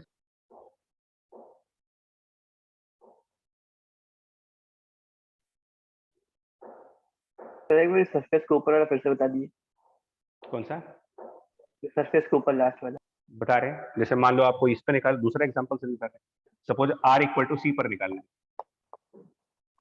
r इक्वल टू सी पर, मतलब इस सरफेस पर निकाल रहे हैं। On this surface, on this surface. तो हम कह रहे हैं इसी सरफेस को गॉसियन मानो, यही सरफेस गॉसियन सरफेस। तो left hand side E will into 4πc²। अब राइट हैंड साइड में क्या करना है वो सुनिएगा। ऑन राइट साइड यही सरफेस मेरा गॉसियन सरफेस है, और Q इनसाइड की जो डेफिनेशन होगी वो सारे चार्ज जो इस सरफेस के अंदर है और वो भी चार्ज जो इस सरफेस के ऊपर है। सरफेस के ऊपर और सरफेस के अंदर दोनों चार्ज को मिला करके Q इनसाइड की डेफिनेशन देंगे। तो अब यहाँ पर टोटल क्या रखोगे, मतलब अगर इस गॉसियन सरफेस के लिए पूछा जाए कि व्हाट इज Q इनसाइड, तो आप इसके अंदर वाले चार्ज देखें, इसके अंदर वाला चार्ज 2Q माइनस 2Q, और सरफेस के ऊपर वाला चार्ज भी देखिए, इस सरफेस के ऊपर जो चार्ज है वो भी देखिए Q। तो 2Q माइनस 2Q और Q, यानी कि यहाँ पर टोटल वैल्यू बनेगी कैपिटल Q।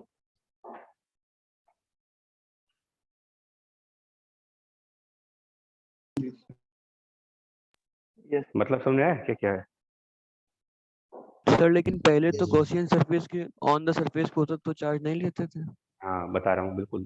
देखिए गॉस लॉ में एक सबसे बड़ी प्रॉब्लम ये भी है, प्रॉब्लम नहीं है, गॉस लॉ में कुछ समझने वाली चीजें हैं। गॉस ने अपने स्टेटमेंट में जो ओरिजिनल गॉस लॉ उनकी खुद की राइटिंग में जो लिखा हुआ है, उन्होंने एक लिमिटेशन कही थी कि ऐसा कोई भी गॉसियन सरफेस जिसके ऊपर पॉइंट चार्ज है वो आप नहीं ले सकते, लेकिन अगर गॉसियन सरफेस के ऊपर डिस्ट्रीब्यूटेड चार्ज हो, इफ देखिए अगर ऐसा ना होता ना, सोचिए जरा एक मिनट, हम लोग, अच्छा इसमें से कुछ नोट तो नहीं करना है, इसको हटाएं जरा। हटा यस सर। देखिए हम लोग एनसीईआरटी से लेकर के और हर जगह एक डेरिवेशन कर रहे हैं, और उन सभी डेरिवेशंस में अगर आपको याद हो तो जैसे इनफाइनाइट सरफेस की इलेक्ट्रिक फील्ड को डिराइव करना हो तो स्कूल लेवल डेरिवेशन जो है वो तो मतलब एनसीईआरटी डेरिवेशन तो गॉस लॉ से होती है। तो हम क्या कर देते हैं, इसमें एक सिलिंड्रिकल गॉसियन सरफेस बनाते हैं, ऐसे तो डेरिवेशन करते थे इसका। Yes sir. Yes sir. क्या क्या कोई भी चार्ज सरफेस पे नहीं आएगी? अगर चार्ज हमारा इस रेक्टेंगुलर सरफेस के ऊपर है तो कुछ तो चार्जेस होंगे जो गॉसियन सरफेस के ऊपर होंगे, ऑन द सरफेस नहीं आएंगे कुछ चार्ज, यस सर होंगे। और फिर भी गॉस लॉ लगा रहे हो आप, क्योंकि ये डिस्ट्रीब्यूटेड चार्जेस है। डिस्ट्रीब्यूटेड चार्ज अगर गॉसियन सरफेस के ऊपर है तो उसको इनसाइड की कैटेगरी में माना गया है, लेकिन अगर पॉइंट चार्ज गॉसियन सरफेस के ऊपर है तो वहां पर हम गॉस लॉ यूज नहीं कर पा रहे, ये लिमिटेशन ध्यान रखिए।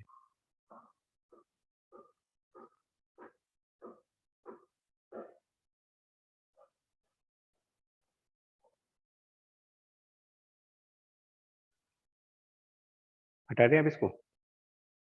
Yes sir. Yes sir. चलिए, यस ठीक है। सर। ओके, तो ये रीजनिंग बड़ा ध्यान रखना, ये जो रीजनिंग आपको दी है, 4 पॉइंट्स वो जो पहले लिखे हैं, मैं फिर बोल रहा हूँ, वो 4 पॉइंट्स आपके लिए प्रायोरिटी होने चाहिए। मतलब कोई भी असर्शन, रीजनिंग, एक्सप्लेनेशन ऐसा ना हो जिसमें वो उन चारों पॉइंट को आप डिस्टर्ब नहीं करोगे।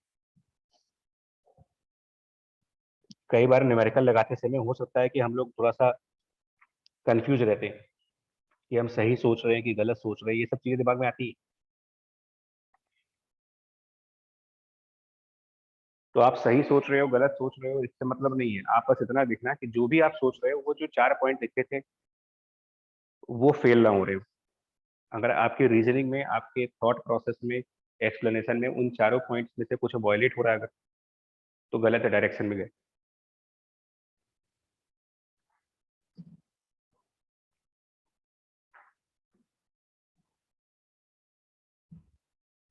ठीक है, यस सर। Yes sir. चलिए अब जैसे एक क्वेश्चन, अभी जो पिछले क्वेश्चन से जो एक लर्निंग हुई है, उस लर्निंग के ऊपर एक objective question based on that learning. वो कह रहे हैं कि भाई फिर से एक बार वापस ऑब्जेक्टिवली बताना है इस चीज को। हम यहाँ पर एक मेटेलिक शेल यूज कर रहे हैं फिर से एक बार, of some radius B and C करके, और इसके अंदर, इस मेटेलिक शेल के अंदर सेंटर पर, मेटेलिक शेल के सेंटर पर एक पॉइंट चार्ज रखा जा रहा है -3q का, -3q का point charge, and this metallic shell has charge of plus of capital Q। आप मुझे सिर्फ इतना बताओ, चार्ज डिस्ट्रीब्यूट कैसे करोगे, कौन से सरफेस पे कितना चार्ज दिखाओगे इसमें? जो मेटेलिक शेल है उसका, मेटेलिक शेल के इनर सरफेस पर क्या चार्ज दिखाएं और मेटेलिक शेल के बाहर वाले सरफेस पर क्या चार्ज दिखाएं, पिछले कंसेप्ट से आप, पिछले एग्जांपल से रिलेट करके बताओ। +3q -2q। हाँ, कहाँ पर +3q दिखाए, अंदर वाले सरफेस पर या बाहर वाले सरफेस पे? अंदर वाले। अंदर वाले अंदर वाले पे सर। तो इस वाले सरफेस पर +3q का चार्ज आएगा, और बाहर वाले सरफेस पर कितना आएगा? तो बाहर वाले सरफेस का चार्ज निकालने के लिए 2q आपको ये लिखना -2। पड़ेगा, -2। हाँ, इनसाइड सरफेस और आउटसाइड सरफेस की टोटल वैल्यू, इनसाइड आउटसाइड का टोटल जितना चार्ज यहाँ दिया जा रहा है उसके बराबर आना चाहिए, मतलब +q आना चाहिए। तो it means obviously it is -2q। ये तो ऑब्जेक्टिव कर लेंगे ना, charge distribution. Yes sir. Yes sir. Okay, objective charge distribution concept. अब दूसरा पॉइंट, क्या ये चार्जेस यूनिफॉर्मली डिस्ट्रीब्यूट होंगे या फिर नॉन यूनिफॉर्मली डिस्ट्रीब्यूट होंगे? जैसे कि ये 3q चार्ज अंदर के सरफेस पर बिल्कुल यूनिफॉर्म तरीके से फैलेगा, या फिर कहीं पर चार्ज की डेंसिटी ज्यादा होगी, कहीं पर चार्ज की यूनिफॉर्म डेंसिटी कम होगी? यूनिफॉर्मली यूनिफॉर्म होगा सर। रीजनिंग क्या होगी? वाई सर, सर radius सारे of curvature डिस्टेंस equal दूर है। है। तो radius sir, of curvature concentric equal है, होंगे बट कंडक्टर तो- आइसोलेटेड नहीं है। देखिए, वो आइसोलेटेड कंडक्टर की थ्योरी थी, आइसोलेटेड कंडक्टर है, रेडियस ऑफ कर्वेचर का रीजन नहीं है वो, तो मतलब वो रीजन तो रहेगा ही ऑब्वियसली, लेकिन ये साथ में एक और बात समझो ना, यूनिफॉर्मिटी वहीं आएगी जहां सब कुछ आइडेंटिकल और सिमेट्रिकल होगा। हमारा -3q चार्ज सेंटर पे रखा हुआ है, तो -3q चार्ज की प्रेजेंस अंदर वाले सरफेस के किसी भी पॉइंट के रिलेटिवली, अंदर वाले सरफेस के किसी भी पॉइंट के relative presence of -3q symmetrical location पर नहीं कहोगे। इनसाइड सरफेस का ये वाला पॉइंट, इनसाइड सरफेस का यहाँ वाला पॉइंट, इनसाइड सरफेस का ये वाला पॉइंट, ये वाला पॉइंट, ये वाला पॉइंट, क्या इन सभी पॉइंट से -3q आइडेंटिकली लोकेटेड नहीं है? Yes sir. Yes sir. ठीक, तो हाँ, तो एक तो ये बात हो गई that this charge is symmetrical with respect to every point, और दूसरा all these points have same radius। दो रीजंस लगा रहे, they have same radius as well as all these points are symmetrical with respect to -3q। now distribution will be uniform। सिर्फ इसलिए uniform नहीं है कि अंदर की सरफेस स्फीयर है। अगर ऐसा होगा ना, अगर ये रीजनिंग होगा कि अंदर की सरफेस स्फीयर है, तो हम इसको चेंज कर लेते हैं एक बार, आप स्फेरिकल फिर से मानो ना, एक बस इतना काम कर दो, अंदर का जो -3q चार्ज है उसको सेंटर की बजाय कहीं और रख दो, इनसाइड -3q सेंटर से कहीं और प्लेस कर दे, सेंटर पर न रखे उसको। अब बताइए, ज्यादा होगी सर। अंदर वाले, सुनिए, अंदर वाले सरफेस पर अभी भी 3q चार्ज आएगा, क्योंकि ये इसके पीछे का जो आर्ग्यूमेंट है वो दूसरा है। इसको 3q कहने का आर्ग्यूमेंट कुछ और था, और आर्ग्यूमेंट वो ये था कि इस मेटल के अंदर हर एक पॉइंट पर इलेक्ट्रिक फील्ड 0 है। मैं फिर कह रहा हूं, आप कुछ भी करते रहिए, मैं अपने पॉइंट्स डेविएट नहीं करूंगा, all these points 0 electric field. तो इसका मतलब यहाँ का जो गॉसियन सरफेस बनेगा उसके अंदर का चार्ज 0 आना चाहिए, तो ये +3q आएगा।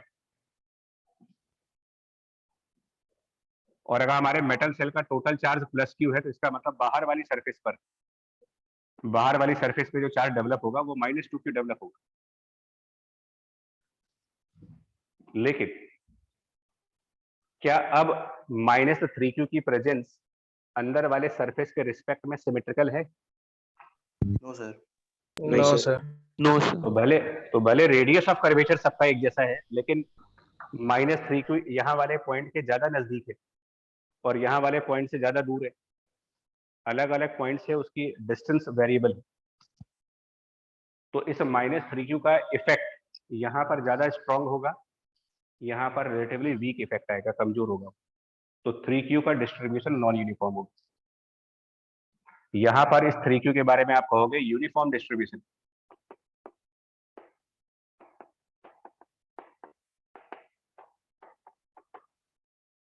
और यहाँ पर इस 3q के बारे में कहेंगे नॉन यूनिफॉर्म डिस्ट्रीब्यूशन।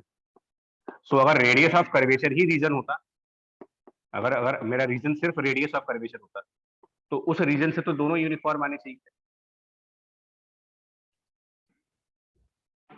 तो वो रीजन आइसोलेटेड कंडक्टर के लिए ठीक है, बट जहां आइसोलेशन नहीं है वहां पर आप सरफेस की ज्योमेट्री भी देखोगे और साथ में ये भी देखोगे कि वो जो सरफेस है उसके आसपास के जो चार्ज हैं वो सरफेस के रिलेटिवली सिमेट्रिकल है या नहीं है।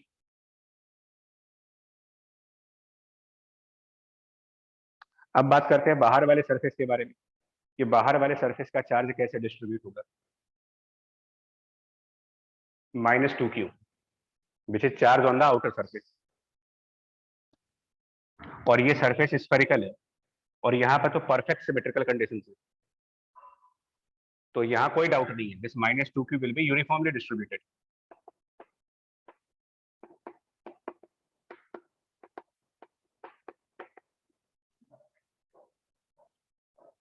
कोई डाउट नहीं है इसके अंदर, सिमेट्रिकल कंडीशन से क्यों डाउट करेंगे। दूसरे वाले में, इधर वाले केस में जहां अंदर का चार्ज सेंटर के कहीं इधर उधर रख दिया गया, नॉन यूनिफॉर्मली। Non uniformly. अब यहाँ पर एक और प्रॉपर्टी कंडक्टर की डिस्क्लोज कर रहे हैं, एक और बड़ी प्रॉपर्टी, बहुत बड़ी प्रॉपर्टी कंडक्टर की, और ये कहलाती है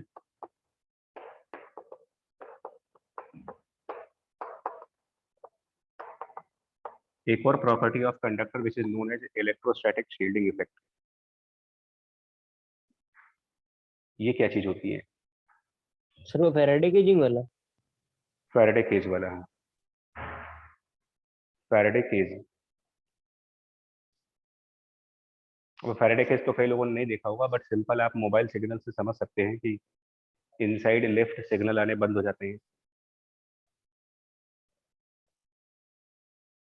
या माइक्रोवेव की जो रेडिएशंस हैं वो माइक्रोवेव के अंदर ही रहती हैं, माइक्रोवेव से बाहर वो रेडिएशंस नहीं आती। मोबाइल के सिग्नल लिफ्ट के अंदर नहीं जाते, अगर लिफ्ट मेटल का हो और बंद हो जाए तो लिफ्ट के अंदर सिग्नल आने बंद हो जाते हैं। तो ये सब बेसिकली प्रॉपर्टीज क्या होती है कि जो मेटल होता है वो अपने मेटल, भाई शील्डिंग का मतलब एक कवच जैसा होता है ना, कवच, प्रोटेक्शन टाइप की चीज। तो इलेक्ट्रोस्टैटिक शील्डिंग का मतलब ये होता है कि जो मेटल्स होते हैं वो इलेक्ट्रिक फील्ड को अपने से आर पार नहीं जाने देते। आर पार नहीं जाने देते का मतलब ये होता है कि ये जो मेटेलिक शेल्स होते हैं ये एक कवच बन जाते हैं एज अ गार्ड। ये क्या करते हैं, आउटर, बाहर से, इस शेल के आउटसाइड से, शेल के आउटसाइड से जितनी भी इलेक्ट्रिक फील्ड्स होंगी वो इस शेल के अंदर पेनिट्रेट नहीं कर पाती है, और अंदर से जो इलेक्ट्रिक फील्ड है वो बाहर पेनिट्रेट नहीं कर पाएगी। शील्डिंग मतलब ये हुआ, तो मेटेलिक शेल के इधर और इधर ये भी यहाँ पर फ्री स्पेस है हवा, और यहाँ भी फ्री स्पेस है हवा। तो अगर कोई इलेक्ट्रिक फील्ड यहाँ पर सेटअप होगी, अंदर वाले स्पेस में कोई इलेक्ट्रिक फील्ड सेटअप होगी, तो मेटल एक वॉल की तरह काम करेगा और यहाँ के इलेक्ट्रिक फील्ड को बाहर नहीं जाने देगा।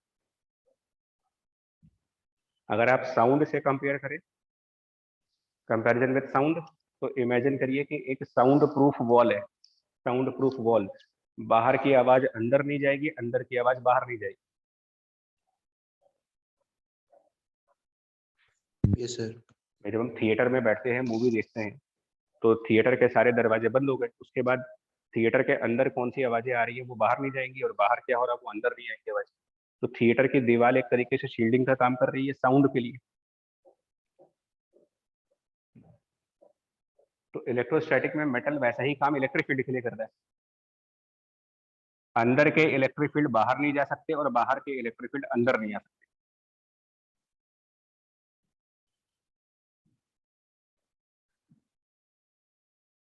मतलब कि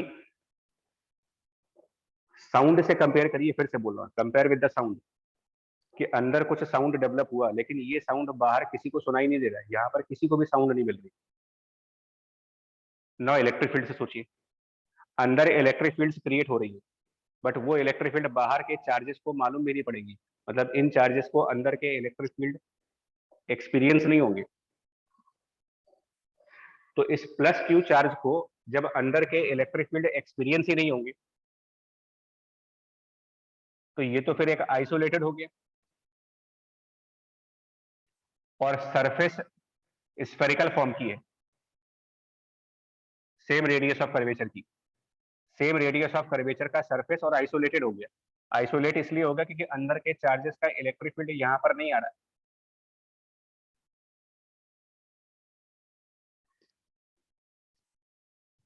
अगर आप साउंड प्रूफ वॉल से कंपेयर करिए तो कुछ बता पाएंगे ऐसा क्या होता है थिएटर में? थिएटर की वॉल्स किस तरीके से बनाई जाती है कि अंदर आप जितना मर्जी चिल्ला लो बाहर आवाज नहीं जाएगी? कहाँ चला जाता है वो साउंड?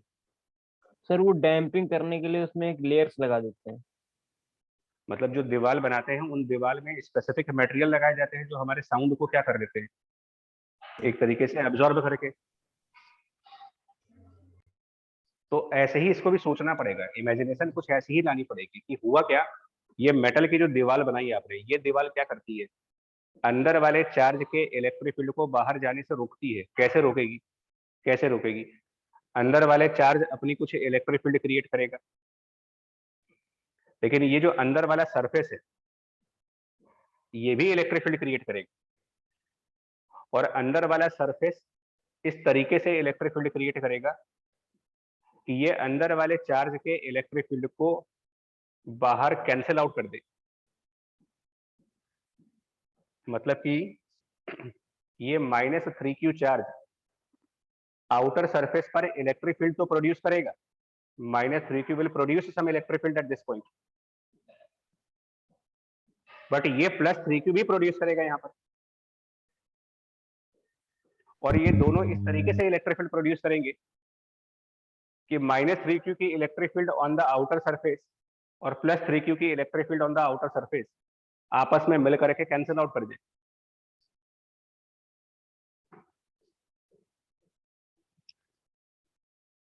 मतलब कि शील्डिंग का मतलब ये हुआ अंदर वाला चार्ज और अंदर वाला सरफेस, अंदर का चार्ज और अंदर का सरफेस, ये दोनों कंबाइंड हो जाते हैं, और ये इस तरीके से कंबाइंड होते हैं कि इन दोनों का कंबाइंड इलेक्ट्रिक फील्ड बाहर नहीं जाएगा। तो बाहर का चार्ज एक आइसोलेटेड चार्ज माना जाता है, स्फेरिकल होने की वजह से वो यूनिफॉर्मली ही डिस्ट्रीब्यूट होगा, इसका भी डिस्ट्रीब्यूशन यूनिफॉर्म है।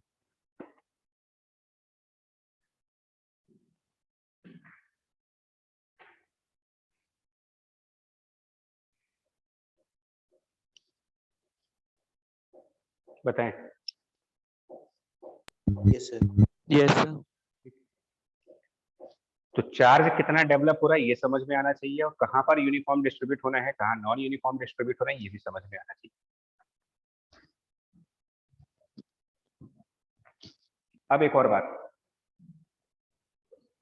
जहां पर चीजें कॉन्सेंट्रिक फॉर्म में है, परफेक्ट सिमेट्रिकल कंडीशंस के फॉर्म में, यहां पर किसी भी पॉइंट पर इलेक्ट्रिक फील्ड निकालना हो, यहां पर इलेक्ट्रिक फील्ड कैलकुलेट करना हो, यहां पर तो क्या कैलकुलेट करोगे, यहाँ तो जीरो ही बोलोगे।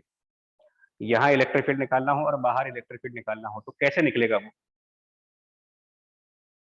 कौन सा फंडामेंटल प्रिंसिपल लगाएंगे to find out the electric field at this point, at this point? Gauss law. Gauss law. Gauss law ने मतलब इस केस में गॉस लॉ से हम यहाँ भी इलेक्ट्रिक फील्ड निकाल सकते हैं, यहाँ भी इलेक्ट्रिक फील्ड निकाल सकते हैं, और अंदर जीरो बोल देंगे। क्या हम यहाँ भी गॉस लॉ यूज कर ले?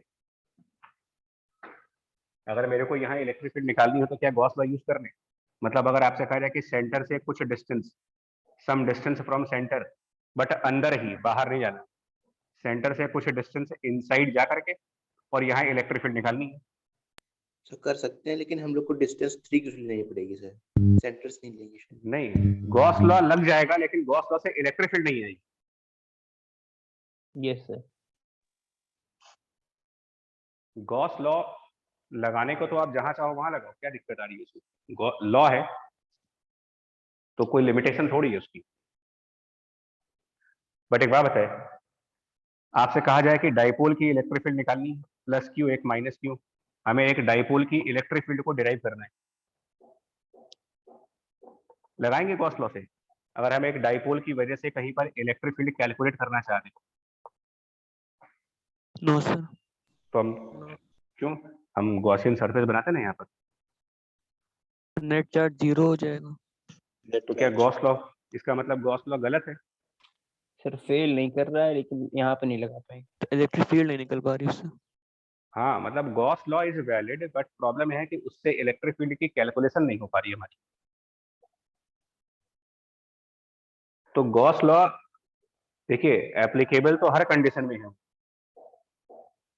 लेकिन उससे इलेक्ट्रिक फील्ड कुछ पर्टिकुलर कंडीशंस में ही आराम से निकलती है, और वो पर्टिकुलर कंडीशंस वही है जहां पर सिमेट्रिकल चीजें हो। सिमेट्री नहीं है यहाँ पर, आप भले गॉसियन सरफेस बना दीजिए, गॉस लॉ भी लगा दीजिए, लेकिन इलेक्ट्रिक फील्ड कैलकुलेट नहीं होगी उसमें।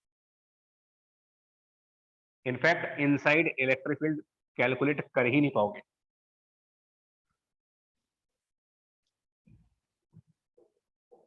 क्योंकि हमको ये भी तो नहीं मालूम है ना कि प्लस 3q का नॉन यूनिफॉर्म डिस्ट्रीब्यूशन का पैटर्न क्या है, मतलब if it is non uniform, इसका कुछ फंक्शन वंक्शन होगा, वो फंक्शन नहीं मालूम मेरे को कि कहाँ पर किस सर तरीके आपकी से वॉइस चार्ज बहुत डिस्ट्रीब्यूट कम हो आ रही रहा है। प्लस 3q चार्ज के डिस्ट्रीब्यूट करने का तरीका नहीं मालूम मेरे को, कैसे डिस्ट्रीब्यूट हुआ ये। सर, अब जब तो बिल्कुल नहीं आ डिस्ट्रीब्यूशन रही। आ रही है। आ रही है आपकी। सर आ रही हाँ है। जी सर आ रही ठीक ठीक है, तो इस केस में, इस वाले केस में अंदर इलेक्ट्रिक फील्ड की कैलकुलेशन पॉसिबल नहीं है। मेरा सीधा सा आंसर होगा no, we can not calculate. We मतलब हम क्या, कोई नहीं कर सकता ये, खुद गॉस और कूलम्ब नहीं कर पाएंगे, हम लोग कहां से करेंगे। यहां पर electric field can not be calculated. हाँ, अगर बाहर कैलकुलेट करनी हो, आउटसाइड किसी पॉइंट पर इलेक्ट्रिक फील्ड निकालनी हो, तब कर लेंगे सर। कर लेंगे, क्योंकि बाहर, अब यहां पर ये भी पॉइंट लगाओ, शील्डिंग इफेक्ट, अंदर वाला चार्ज और अंदर वाले सरफेस का कंबाइंड इफेक्ट, अंदर वाले चार्ज और अंदर वाले सरफेस का कंबाइंड इफेक्ट यहां पर जाएगा नहीं। शील्डिंग का यही मतलब है। साउंड से कंपेयर करिए कि अंदर जितने लोग हैं उन सबकी आवाज बाहर नहीं आएगी, तो बाहर जो भी इलेक्ट्रिक फील्ड आएगी वो बाहर वाले चार्ज की होगी, और बाहर वाला चार्ज यूनिफॉर्मली डिस्ट्रीब्यूटेड है, तो यहां पर हम गॉस लॉ लगा सकते हैं। सर यहाँ पे जो सरफेस बी वाली है सर, रेडियस वाली, वो भी तो एक मेटलिक सरफेस है सर, तो फिर उसके अंदर जो चार्ज होगा वो भी सर सी वाली रेडियस पे नहीं पहुंच पाएगा सर।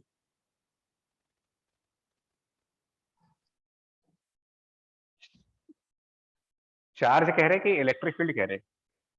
सर इलेक्ट्रिक फील्ड मतलब, हाँ, क्योंकि वजह से जो सर वाली है वो सी पे इलेक्ट्रिक फील्ड नहीं पहुंचने देगी सर, क्योंकि वो भी एक मेटलिक है सर।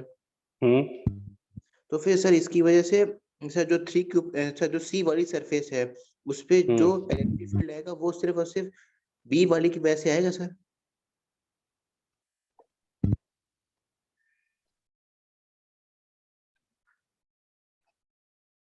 नहीं, कुछ कंफ्यूजन हो रहा है इसका मतलब, रुको,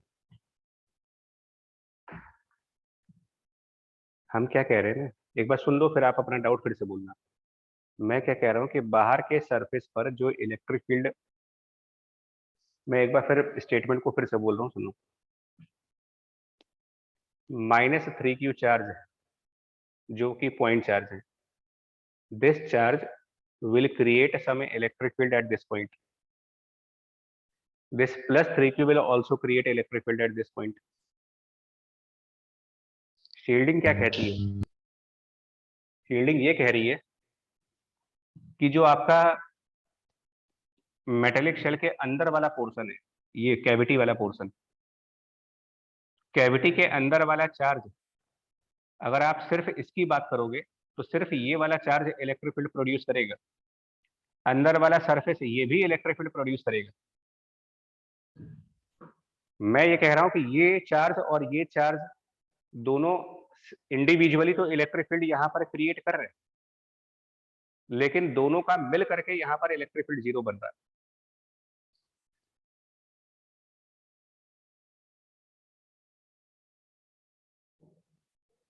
अब आप अपने डाउट पूछो, क्या कह रहे हैं? सर मेरा क्वेश्चन ये था कि जो रेडियस बी वाली सरफेस है, हाँ, वो क्या जो -3q वाला चार्ज है उसका इलेक्ट्रिक फील्ड का इफेक्ट सी वाली रेडियस पे पहुंचने देगी सर? तो क्योंकि वो भी नहीं पहुंचने देंगे। अच्छा सर, इतना ही पूछना। नहीं पहुंचने देंगे। ऐसे सोचिए, मैं अगेन बात फाइनल बोल रहा हूँ, मेटल को एक दीवार की तरीके से मानिए, दीवार की तरह, अंदर से बाहर कोई इफेक्ट नहीं और बाहर से अंदर कोई इफेक्ट नहीं। ऐसे बस इतना सा अगर आप मान सकते हो तो थोड़ा सा इजी होगा।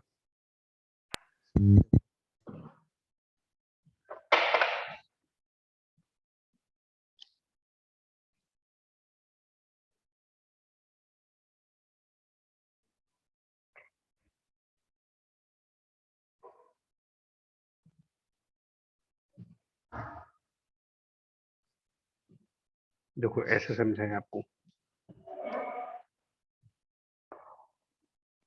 हमारे पास फिर मेटल है और स्फेरिकल सरफेस, बट उसके अंदर वाली सरफेस इर्रेगुलर है।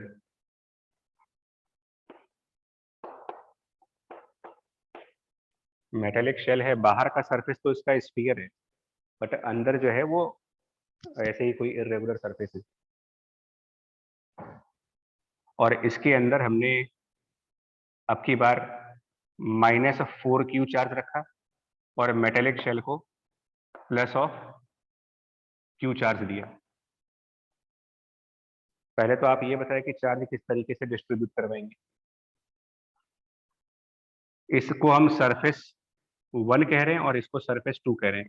कितना चार्ज सरफेस 1 पे दिखाओगे और कितना चार्ज सरफेस 2 पे दिखाओगे?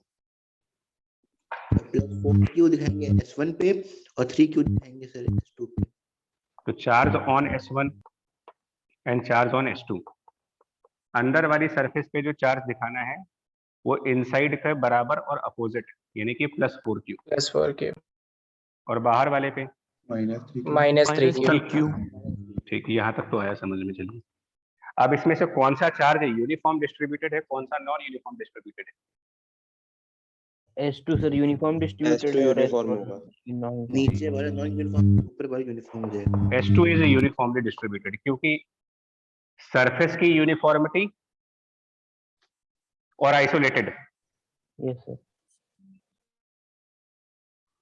अब बाहर के सरफेस का कोई एक पॉइंट P ले लो आप, एंड सपोज दिस पॉइंट यहां से -4q से इसका डिस्टेंस जो है वो a है। अपनी बात को खत्म करने के लिए ये बोल रहा हूं, अगर मैं पूछूं कि electric field eight point P due two point charge, कुछ होगा कि नहीं होगा? ये पॉइंट चार्ज सर अगर जो यूनिफॉर्म सरफेस नहीं है वो मेटलिक कोई तो नहीं होगा सर? मेटल तो है ही है, लेकिन मेरा क्वेश्चन पूछना है, मेरा क्वेश्चन ये है कि will this point charge create some electric field at this point? No sir. No sir. अरे भाई, क्रिएट करेगा लेकिन इंडिविजुअली कैंसिल हो करेगा, जाएगा। नेट कैंसिल 0 हो होगा, जाएगी। लेकिन वो कैंसिल हो जाएगा। कैंसिल होना अलग बात है। यस सर, कैंसिल हो जाएगा। आप शील्डिंग को ऐसे मत समझिए, शील्डिंग का ये मतलब थोड़ी हो रहा है कि मेटल जो है वो अंदर के सारे चार्ज के इलेक्ट्रिक फील्ड खत्म कर देगा। एक एक करके उठाओ ना। ये पॉइंट चार्ज अकेला पॉइंट चार्ज पॉइंट P पर इलेक्ट्रिक फील्ड क्रिएट करेगा, यस सर। और वो होगा K × 4q/a² लेफ्ट साइड पर, बिकॉज नेगेटिव चार्ज। उसी पॉइंट पी पर कुछ electric field due to surface 1 आएगी। जो सरफेस 1 है ये भी उस पॉइंट पर इलेक्ट्रिक फील्ड क्रिएट करेगा,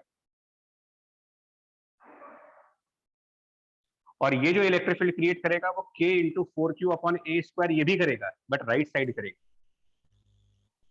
यस सर। ये मिल करके 0 हो रहे हैं, और इसको शील्डिंग इफेक्ट कह रहे हैं।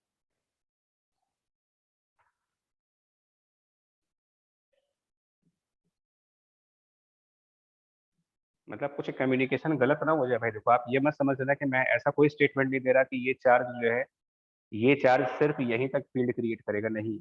ये चार्ज तो यहां से लेकर के और इनफाइनाइट तक सब जगह इलेक्ट्रिक फील्ड प्रोड्यूस कर रहा हो, लेकिन सरफेस S1 भी इलेक्ट्रिक फील्ड प्रोड्यूस करने लगा, तो ये और S1 मिल करके बाहर 0 इलेक्ट्रिक फील्ड बना रहे हैं। और उसी पॉइंट P पर electric field at that point P due to S2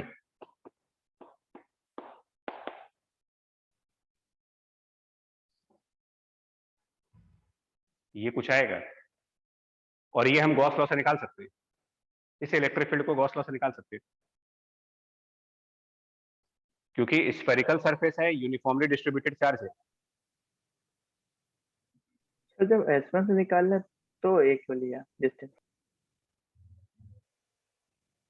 ये किसी फॉर्मूले से नहीं निकाल रहा हूं, आप ये मत सोचा कि यहाँ पर कोई फॉर्मूला लगा रहा हूं मैं मेटल की उस प्रॉपर्टी को यूज कर रहा हूं। मतलब ये चीज मैथमेटिकली एक्सप्लेन नहीं है, ये रीजनिंग थ्योरेटिकली एक्सप्लेन पॉइंट है। Okay sir. Theoretically explain point है which is property of metal, shielding property. वो प्रॉपर्टी ये कहती है, शील्डिंग प्रॉपर्टी क्या कह रही है वो समझते हैं पहले। शील्डिंग प्रॉपर्टी ये कह रही है कि अंदर वाली सरफेस और अंदर वाले चार्जेस दोनों एक दूसरे के इलेक्ट्रिक फील्ड को कैंसिल आउट करना स्टार्ट कर देते हैं जब आप मेटल के बाहर निकलते हो। Outside this metal S1 and point charge they will start cancelling each other.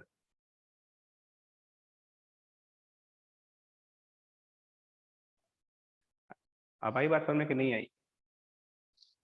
Yes yes sir. Okay. Now S2 पर इलेक्ट्रिक फील्ड निकालनी है ऑन दिस, मतलब पॉइंट P पर। तो this electric field will be because of S2, और वो point charge वो Gauss law से आएगी। और इसी को गॉसियन सरफेस मान लो आप, S2 को ही गॉसियन सरफेस मान लें, और इसके ऊपर जो चार्ज है उसको इनसाइड चार्ज मान लें। तो प्लस Q और divided by 4πε∨A² Gauss law से।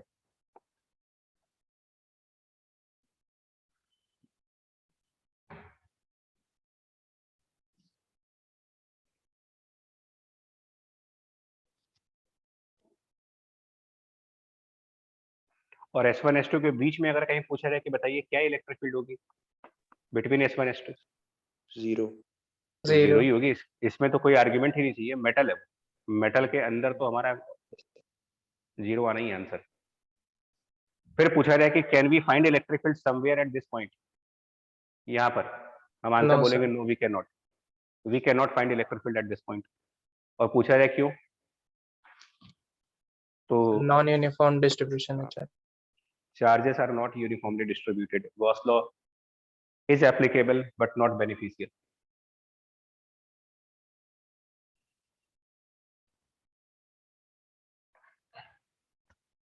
शील्डिंग दोनों साइड से होती है, अंदर के से बाहर के साइड भी और बाहर से अंदर के साइड भी। इसका एक मतलब ये हुआ, देखो मतलब मेटल होता है बाहर की इलेक्ट्रिक फील्ड को अंदर नहीं जाने देगा और अंदर की इलेक्ट्रिक फील्ड को बाहर नहीं जाने देगा। दोनों एग्जांपल मैंने दिए। Mobile signals are basically electric fields, electromagnetic wave है, वो इलेक्ट्रिक फील्ड्स है, वो लिफ्ट के अंदर नहीं आ पाते, सिग्नल लॉस होता है। और माइक्रोवेव वो भी इलेक्ट्रोमैग्नेटिक वेव है, तो माइक्रोवेव की रेडिएशन माइक्रोवेव के बॉक्स के बाहर नहीं निकलती अंदर की, क्योंकि माइक्रोवेव का बॉक्स मेटल का बना होता है।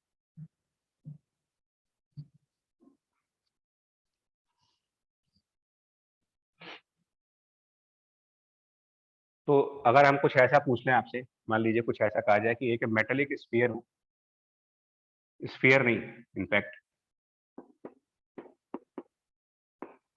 एक मेटेलिक शेल यहाँ भी मान लो of charge some charge Q1,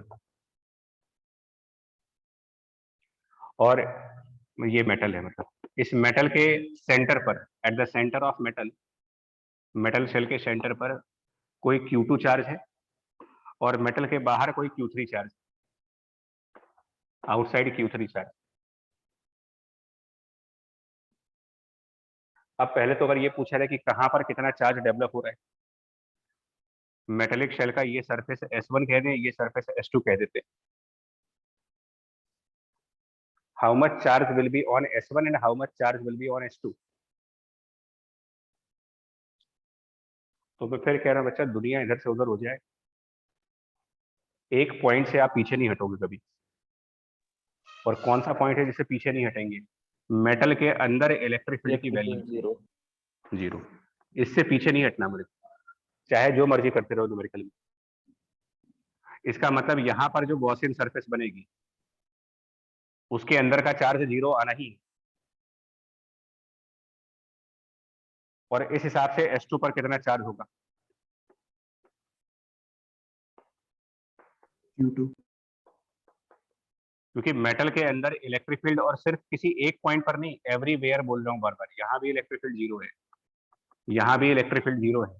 तो अगर हमारा कोई गॉसियन सरफेस ऐसा हो जो मेटल के अंदर से जाता हो, तो उस गॉसियन सरफेस के अंदर कोई चार्ज नहीं आना चाहिए, नेट चार्ज 0 आना चाहिए। तो अगर यहाँ पर प्लस Q2 चार्ज रख रहे हो तो S1 के ऊपर हम S1 के ऊपर माइनस Q2 रखेंगे, और बाहर का चार्ज कितना रखें? तो उसका तरीका वही है, दोनों सरफेस के चार्ज मिला करके, दोनों सरफेस के चार्ज को ऐड करके Q1 आना चाहिए। उस हिसाब से ये Q1 प्लस Q2 आएगा। ठीक है यहां तक? Yes sir. Yes sir. अब कौन से सरफेस का चार्ज यूनिफॉर्मली डिस्ट्रीब्यूटेड होगा, कौन से सरफेस का चार्ज नॉन यूनिफॉर्मली डिस्ट्रीब्यूटेड होगा? सर S2 का यूनिफॉर्म होगा। दोनों यूनिफॉर्म हो गए, Q2 का सेंटर पे होगा। अब S1, हाँ अब S1 के बारे में सोचिए, S1 के बारे में, इज इट स्फेरिकल और नॉन स्फेरिकल? S1 स्फेरिकल है। Spherical. Q2 is eight the centre, yes. Symmetrical है। स्फेरिकल सिमेट्रिकल, हम बाहर के चार्ज देखेंगे भी नहीं,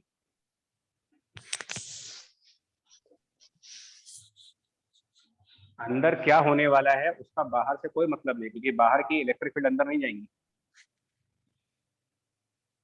शील्डिंग इसी को बोल रहे बार बार। अंदर एक अलग दुनिया है, बाहर एक अलग दुनिया है, इनको अंदर वालों से मतलब नहीं, अंदर वालों को बाहर वालों से मतलब नहीं।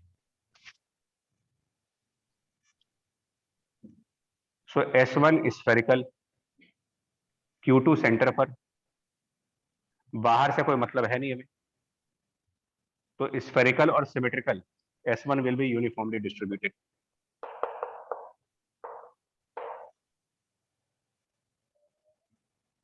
नाउ S2 स्फेरिकल है, और S2 को अंदर वाले चार्ज और अंदर वाले सरफेस से कोई मतलब नहीं है, अंदर का चार्ज और अंदर का सरफेस, इन दोनों से S2 को कोई मतलब नहीं, लेकिन S2 को बाहर वाले चार्ज से तो मतलब है। Yes sir. तो ये आइसोलेटेड सरफेस तो हुआ नहीं। No sir. भले ही स्फेरिकल है, but it is not isolated because बाहर कुछ चार्ज रखा हुआ है। तो अब की बार S2 नॉन यूनिफॉर्म होगा।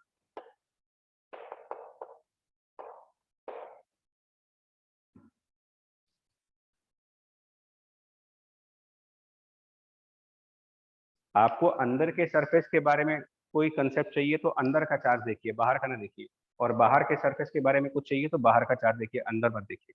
बाहर का सरफेस बाहर के चार्ज पे डिपेंडेंट है, अंदर का सरफेस अंदर के चार्ज पे डिपेंडेंट है।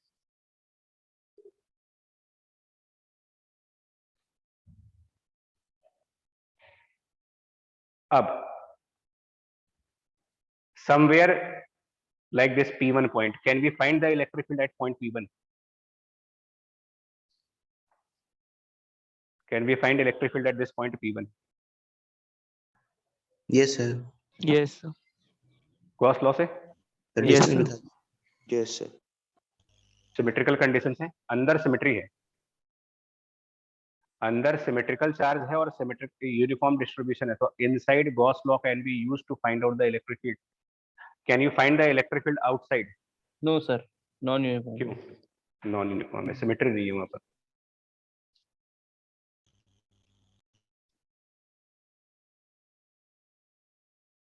अब इस क्वेश्चन में अगर ये पूछा जाए, how much will be the force on Q2? What is force on Q2? How much force will be on this charge?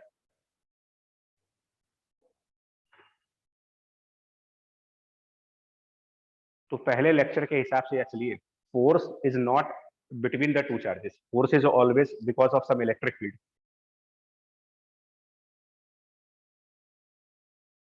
पहले लेक्चर में यही कहा गया था कि व्हाट इज इलेक्ट्रिक फील्ड, तो उसके बारे में यही कहा था कि इलेक्ट्रिक फील्ड एक ऐसी चीज होती है जो चार्जेस के ऊपर फोर्स लगाती है. सर S1 पे इलेक्ट्रिक फील्ड कैलकुलेट कर लेंगे गॉस लॉ से, फिर तो उससे फोर्स निकाल- ऑन Q2, अब तो पहली बात तो Q2 पर फोर्स लगाएगा कौन? फोर्स ऑन S1 Q2 में की- नहीं, तो हम कहेंगे it is Q2 and electric field by all other charges. Sir कह सकते हैं क्योंकि बाहर का तो कोई इफेक्ट होगा ही नहीं अंदर. वो अलग बात है, Yes, by sir. Other charges.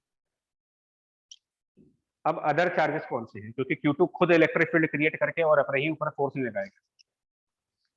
तो अदर चार्जेस कौन से हैं? तो अदर चार्जेस में S1 है, S2 है और Q3 है. लेकिन S2 और S3 मेटेलिक शेल के बाहर है, तो ये इन्हीं में शील्डिंग इफेक्ट काम कर रहा है. शील्डेड है मतलब कि बाहर का सरफेस और बाहर के चार्ज से अंदर कुछ नहीं होने वाला. आउटर सरफेस और आउटर चार्ज से जो भी इलेक्ट्रिक फील्ड्स बनेंगी वो अंदर जाएंगी ही नहीं. तो एक तरीके से बचा क्या आपके पास? सिर्फ S1 है.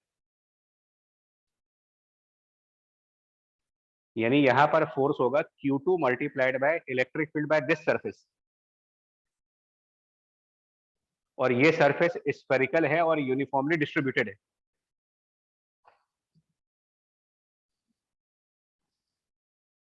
और कोई भी स्फेरिकल सरफेस जिसका चार्ज यूनिफॉर्मली डिस्ट्रीब्यूट होगा वो अपने इनसाइड कोई इलेक्ट्रिक फील्ड प्रोड्यूस नहीं करती. Spherical and uniformly distributed charge never gives electric field inside it.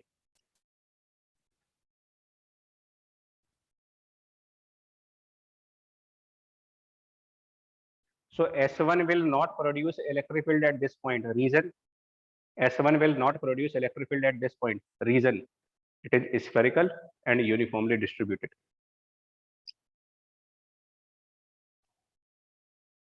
Sir एक बार रिपीट कर दीजिए. S1 सरफेस का चार्ज यूनिफॉर्मली डिस्ट्रीब्यूटेड है. मतलब क्या कि अगर S1 सरफेस पर यहाँ पर कुछ चार्ज होगा तो ऐसा ही चार्ज यहाँ भी होगा. यहाँ कुछ चार्ज होंगे तो यहाँ भी कुछ चार्ज होंगे और सब एक जैसे हैं. तो यहाँ वाला माइनस Q2 को अट्रैक्ट करेगा, तो इधर भी तो माइनस है, ये भी Q2 को अट्रैक्ट करेगा. समझ गए सर. यूनिफॉर्म डिस्ट्रीब्यूशन है ना. अगर यहाँ ज्यादा होता है यहाँ कम होता तो फोर्स आती. तो S1 की वजह से Q2 पर फोर्स इसलिए नहीं आएगी क्योंकि ये यूनिफॉर्मली डिस्ट्रीब्यूटेड है. और S2 और Q3 की वजह से क्यों नहीं आएगी? बिकॉज ऑफ शील्डिंग इफेक्ट लग रहा है. Shielding effect. तो इसका मतलब है Q2 पर फोर्स है ही नहीं, जीरो वैल्यू है answer. No force on Q2.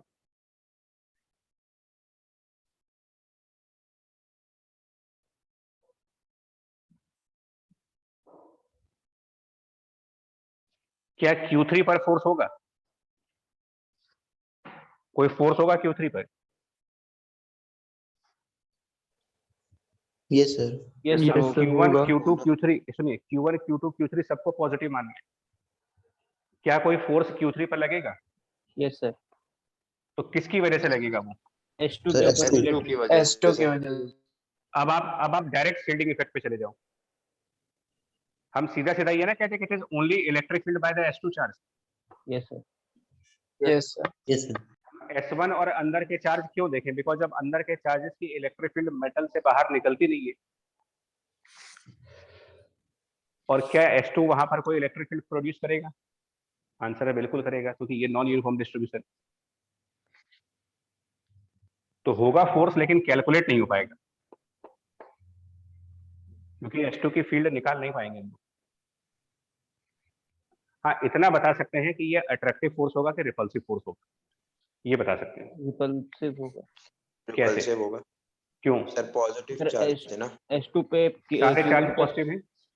S1 पर S2 पर Q1 प्लस Q2 का चार्ज है, और Q3 भी पॉजिटिव चार्ज है, तो उसकी जो इलेक्ट्रिक फील्ड होगी वो रेडियली आउटवर्ड होगी, और ये इसकी भी रेडियली आउटवर्ड होगी Q3 की, इसलिए अपोजिट चार्ज होगी।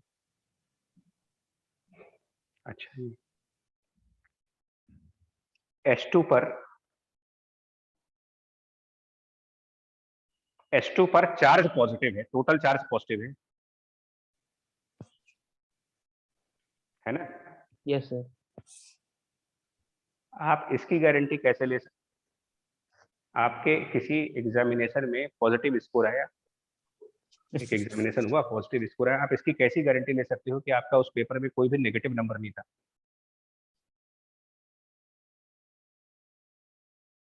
ले सकते हैं गारंटी इस बात की? सर अभी तो आपने बोला था ना Q1 Q2 और Q3 सर, तीन हाँ, पॉजिटिव है। सारे पॉजिटिव। सारे चार्ज पॉजिटिव हैं, बट इसकी क्या? देखो, Q3 आप बाहर चार्ज ले रहे हो ना?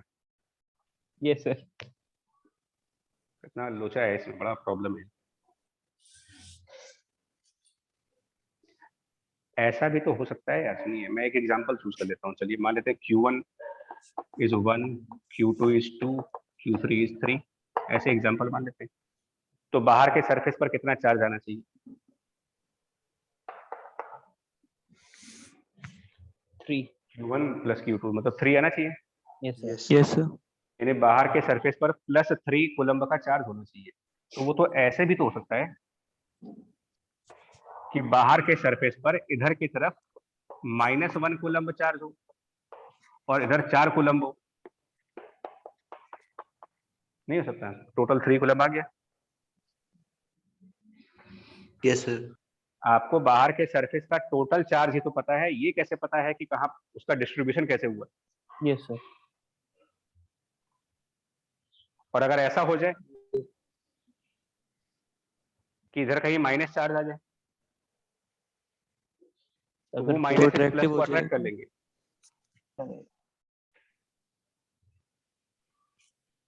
और सर ऐसा ये ही पता होगा कैसे इनफैक्ट। चलेगा? है जी? पता कैसे चलेगा यार? तो हम आंसर नहीं देंगे ना, हम बोलेंगे हम नहीं बता सकते। भाई हम बाहर Q3 के बारे में कुछ नहीं बता पाएंगे सर, सिवाय इतना कि फोर्स लगेगा उसके ऊपर, बट हम आगे उसके आगे सरेंडर है, हमें नहीं मालूम कितना फोर्स लगेगा, किधर लगेगी।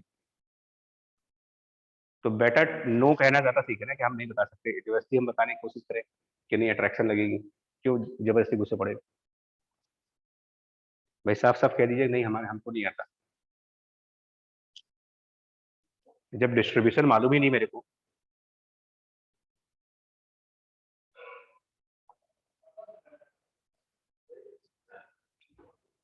ठीक है?